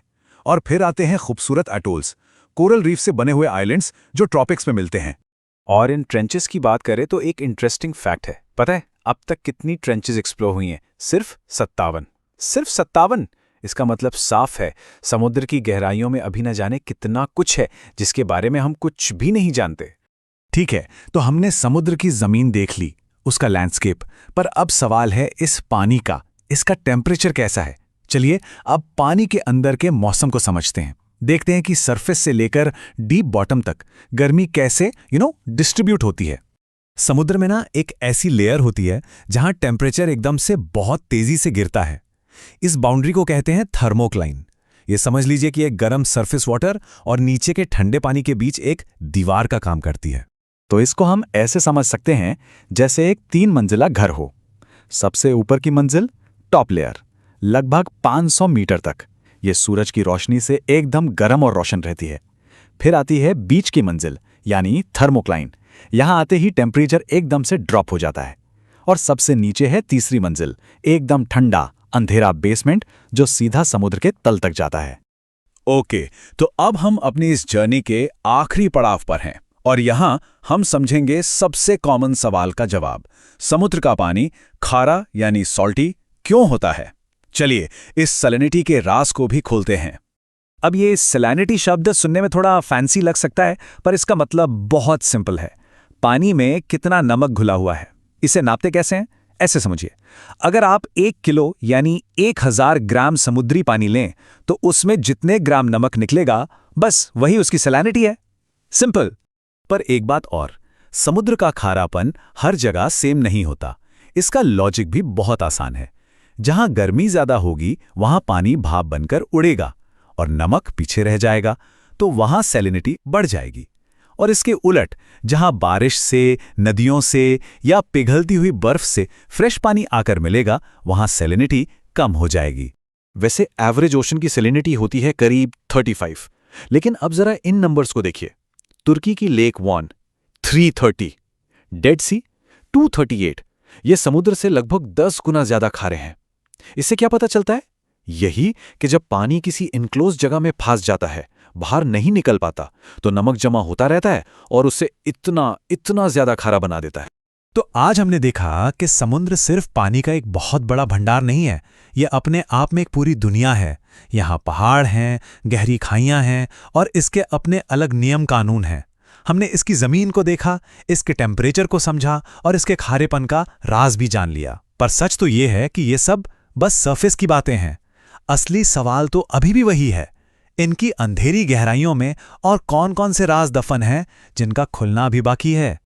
कल ऑफिस में वो प्रेजेंटेशन देनी है जिसकी तैयारी अभी बाकी है।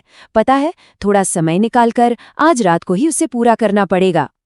तो चलिए शुरू करते हैं अगला चैप्टर, जिसका नाम है मूवमेंट ऑफ ओशन वाटर्स। देखिए, समुद्र का पानी कभी भी शांत नहीं होता। ये हमेशा चलता रहता है, हमेशा गतिशील रहता है। महासागरों की इस हलचल को हम 3 मुख्य तरीकों से समझ सकते हैं।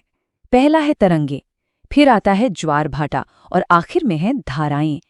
कह सकते हैं कि ये हमारे ग्रह पर चल रहे 3 विशाल डांस हैं जो कभी नहीं रुकते।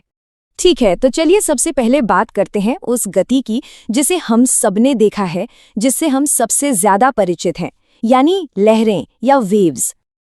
अच्छा, एक सवाल है, जब हम समुद्र में किसी लहर को किनारे की ओर आते हुए देखते हैं, तो क्या आपको लगता है कि पानी भी उसके साथ बहकर आगे आ रहा है? ये एक आम सवाल है, लेकिन इसका जवाब शायद आपको थोड़ा चौंका दे, क्योंकि यहाँ सबसे दिलचस्प बात यह है कि लहरें असल में पानी को आगे नहीं बढ़ाती। वो तो बस ऊर्जा को, एनर्जी को एक जगह से दूसरी जगह ले जाती हैं।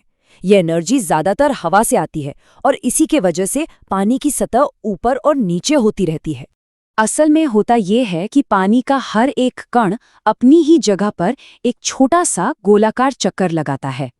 जैसे ही लहर आती है, वो ऊपर उठता है, थोड़ा आगे जाता है, फिर नीचे आता है और लहर के गुजरते ही बूम, वापस लगभग अपनी पुरानी जगह पर ही आ जाता है।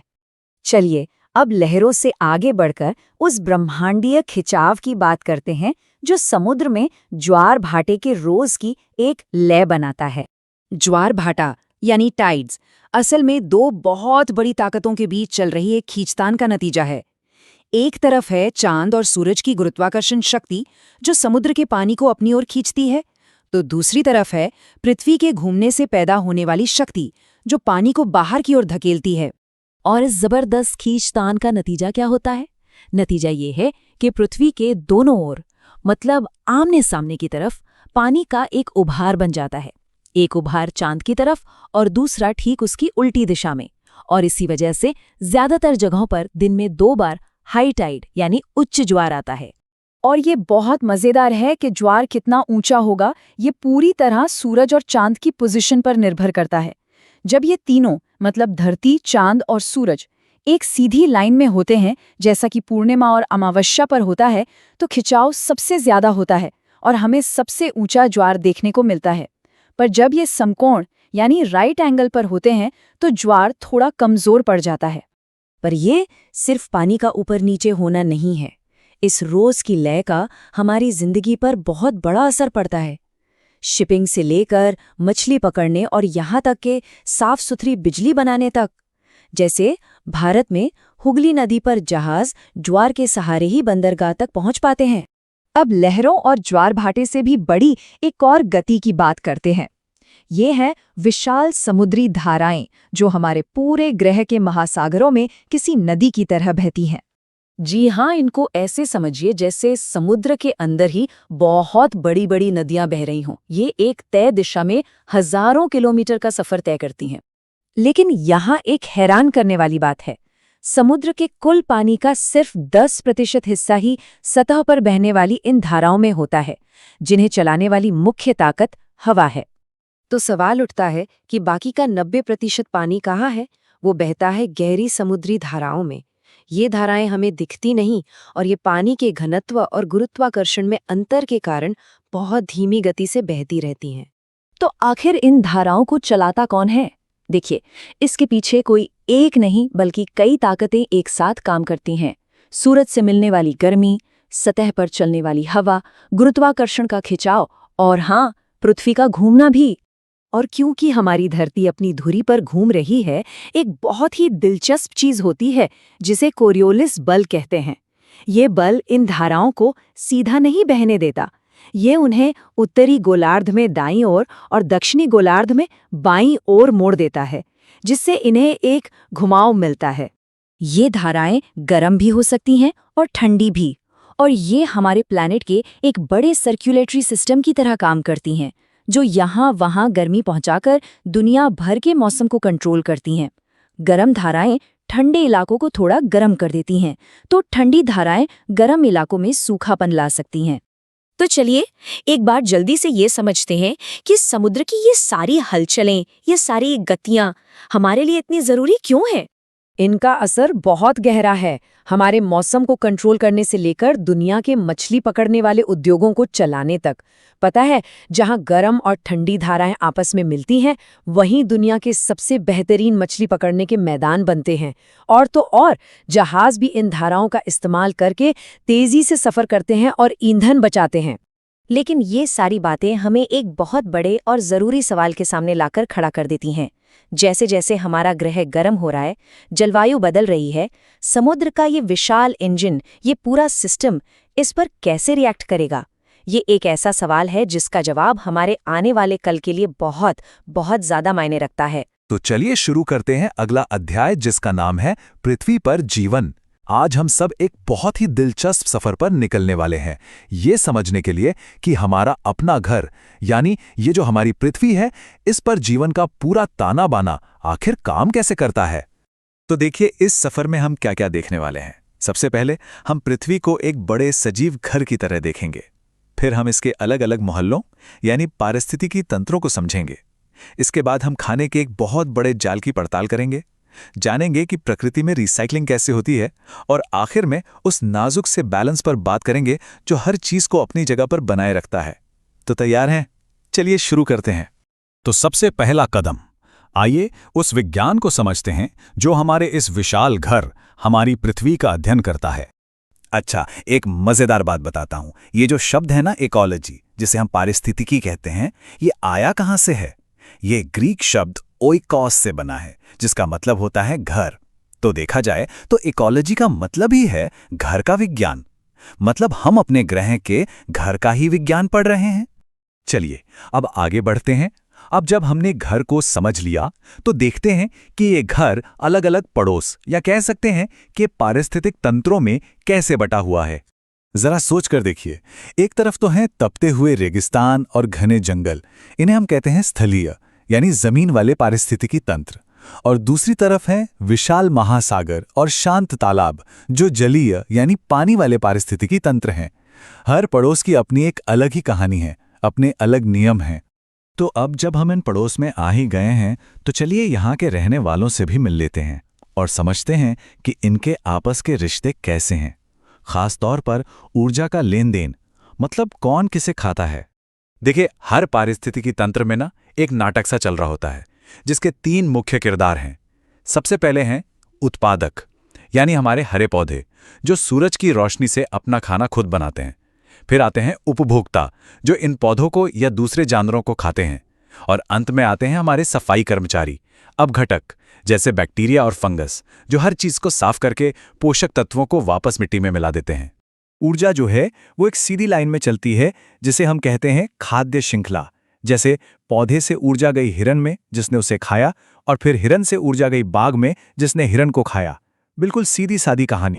लेकिन असल में प्रकृति इतनी सीधी सादी है नहीं। यहाँ कोई एक सीधी लाइन नहीं होती, बल्कि एक मकड़ी के जाले जैसा एक बहुत ही उलझा हुआ नेटवर्क होता है, जिसे हम कहते हैं खाद्य जाल। यहाँ हर कोई किसी न किसी तरह से एक दूसरे से जुड़ा हुआ है। तो अब एक बहुत जरूरी बात, इस पूरे घर को, मतलब हमारी पृथ्वी को ठीक से चलाने के लिए ये जरूरी है कि जो भी जरूरी सामान है वो लगातार रिसाइकल होता रहे।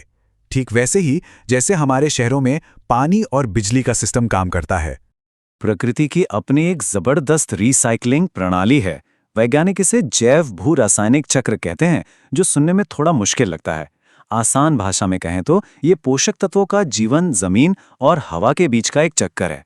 ये मोटे तौर पर दो तरह के होते हैं, एक गैसीय जिसमें हवा या महासागर मेन सोर्स है, और दूसरा अवसादी जहां जमीन की परत या मिट्टी मेन सोर्स है ना ये कमाल की बात।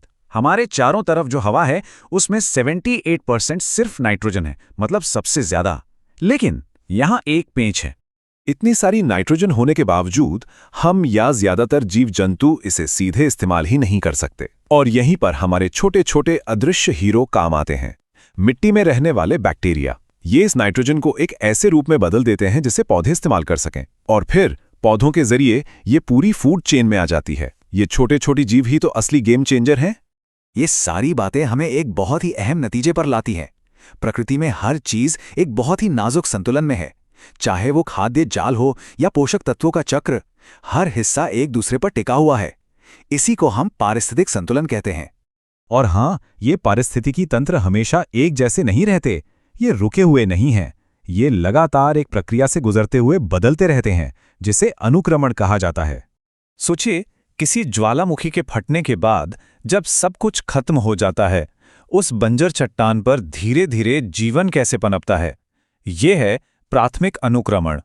या फिर जंगल में आग लगने के बाद वो जंगल कैसे फिर से हरा भरा हो जाता है। ये है द्वितीयक अनुक्रमण।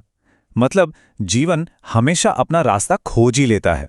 तो ये जो संतुलन है, ये असल में एक लगातार चलने वाला नाच है। कभी होड़ होती है तो कभी सहयोग।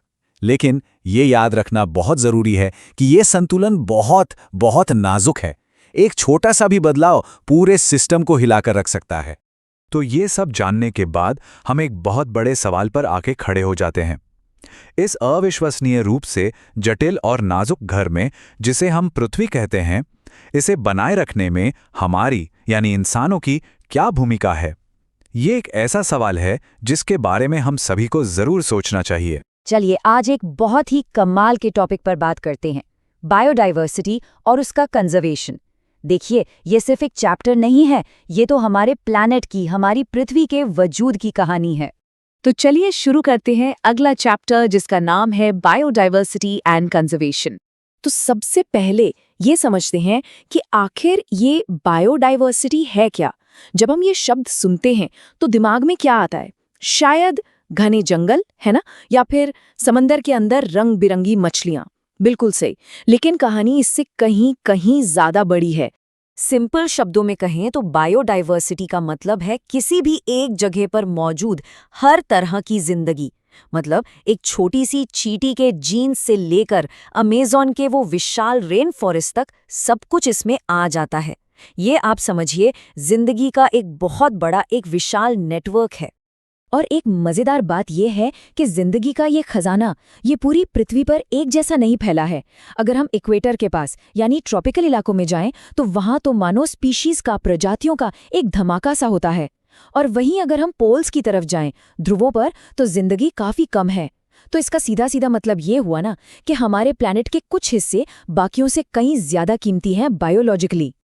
अच्छा, इसको और आसानी से समझने के लिए चलिए एक जंगल का उदाहरण लेते हैं। सबसे पहले है जेनेटिक डाइवर्सिटी।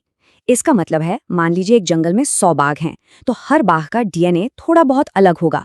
ये उन्हें बीमारियों से लड़ने की ताकत देता है। फिर आती है स्पीशीज डाइवर्सिटी। मतलब उस जंगल में सिर्फ बाघ ही नहीं है, वहाँ हिरण भी हैं, बंदर भी हैं, तरह तरह के पक्षी हैं।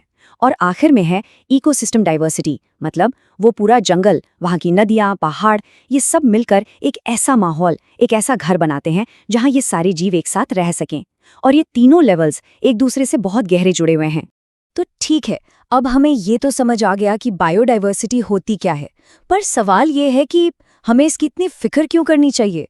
क्या ये बस जानवरों और पेड़ पौधों की एक लंबी सी लिस्ट ही तो है? जी नहीं, बिल्कुल नहीं। इसका सीधा असर हमारी जिंदगी पर पड़ता है। देखिए, इसकी अहमियत को हम 3 लेवल पर समझ सकते हैं। सबसे पहला, इकोलॉजिकल रोल, यानी ये हमारे प्लैनेट के सिस्टम को स्टेबल रखती है, बैलेंस बनाकर रखती है। दूसरा, इकोनॉमिक रोल, हमें जो खाना मिलता है, दवाइयाँ मिलती हैं, वो सब यहीं से आती हैं। और तीसरा, एक एथिकल और साइंटिफिक रोल, ये हमें जिंदगी को बेहतर समझने का मौका देती है और याद दिलाती है कि इस धरती को बचाने की जिम्मेदारी हमारी है। ये तीनों मिलकर ही हमारे वजूद को मुमकिन बनाते हैं। सिर्फ इकोनॉमिक रोल की ही बात करें ना, तो आज हम जो कुछ भी खाते हैं, सोचिए, सुबह की रोटी हो, दोपहर की सब्जी हो या फिर कोई फल, ये सब कुछ बायोडाइवर्सिटी का ही तो हिस्सा है। अगर ये न हो तो हमारी खाने की प्लेटें खाली रह जाएंगी। और बात सिर्फ खाने की नहीं है, मेडिसिन को देखिए।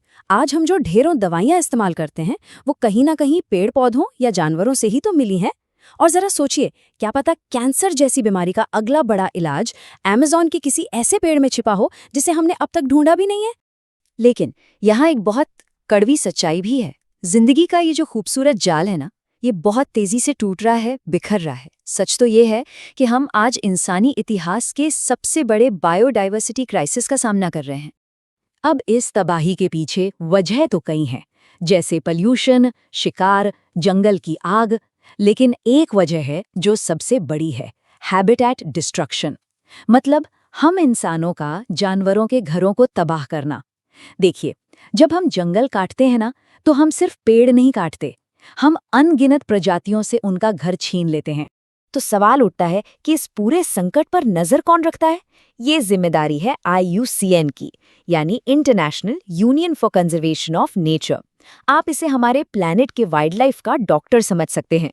ये वही संस्था है जो बताती है कि कौन सी स्पीशीज कितनी बीमार है और उसे बचाने के लिए हमें क्या करना होगा। IUCN क्या करता है? वो खतरे के हिसाब से प्रजातियों को अलग अलग कैटेगरी में डालता है, जैसे वल्नरेबल, मतलब स्पीशीज पर खतरा मंडरा रहा है। फिर आता है एंडेंजर्ड, मतलब वो विलुप्त होने की कगार पर है, जैसे हमारे टाइगर्स। और सबसे खतरनाक है क्रिटिकली एंडेंजर्ड, मतलब हम उस प्रजाति को हमेशा के लिए खोने से बस कुछ ही कदम दूर हैं। ये एक ऐसी सीढ़ी है जिस पर कोई भी ऊपर नहीं चढ़ना चाहता। लेकिन इतनी बुरी खबरों के बीच एक अच्छी खबर भी है, एक उम्मीद है। पूरी दुनिया में बहुत से लोग और संगठन जिंदगी के इस टूटे हुए जाल को फिर से जोड़ने के लिए दिन रात मेहनत कर रहे हैं। ये एक ग्लोबल रेस्क्यू मिशन है जो चल रहा है।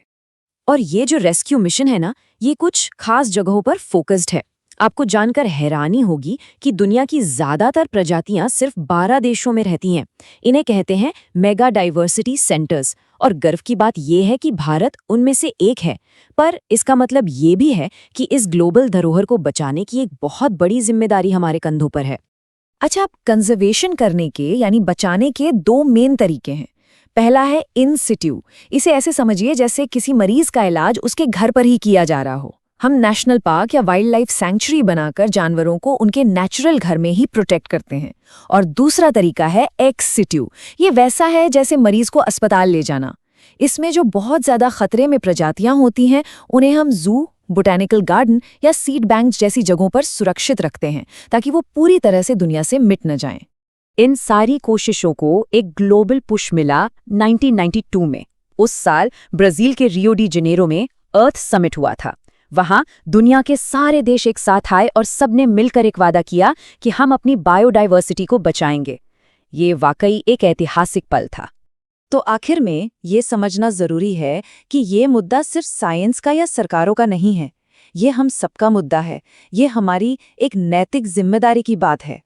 एक बहुत सीधी लेकिन गहरी बात है कि इंसानों की ये मॉरल रिस्पॉन्सिबिलिटी बनती है कि वो जिंदगी के हर रूप की इज्जत करे। सीधी सी बात है, हम इस प्लैनेट के मालिक नहीं हैं, बस इसके एक हिस्सेदार हैं। और हमें इसके बाकी हिस्सेदारों के साथ मिलकर रहना सीखना ही होगा। सोचिए, जिंदगी का ये जो कॉम्प्लिकेटेड जाल है, इसे बुनने में कुदरत को हजारों लाखों साल लगे हैं, पर हम इंसान इसे कुछ ही दशकों में बिखेर सकते हैं। तो अब सवाल ये नहीं है कि कौन से धागे बचेंगे, सवाल ये है कि हमारी ये पीढ़ी कौन से धागों को बचाने का फैसला करती है। और इसका जवाब हमारे आज के एक्शन में छिपा है।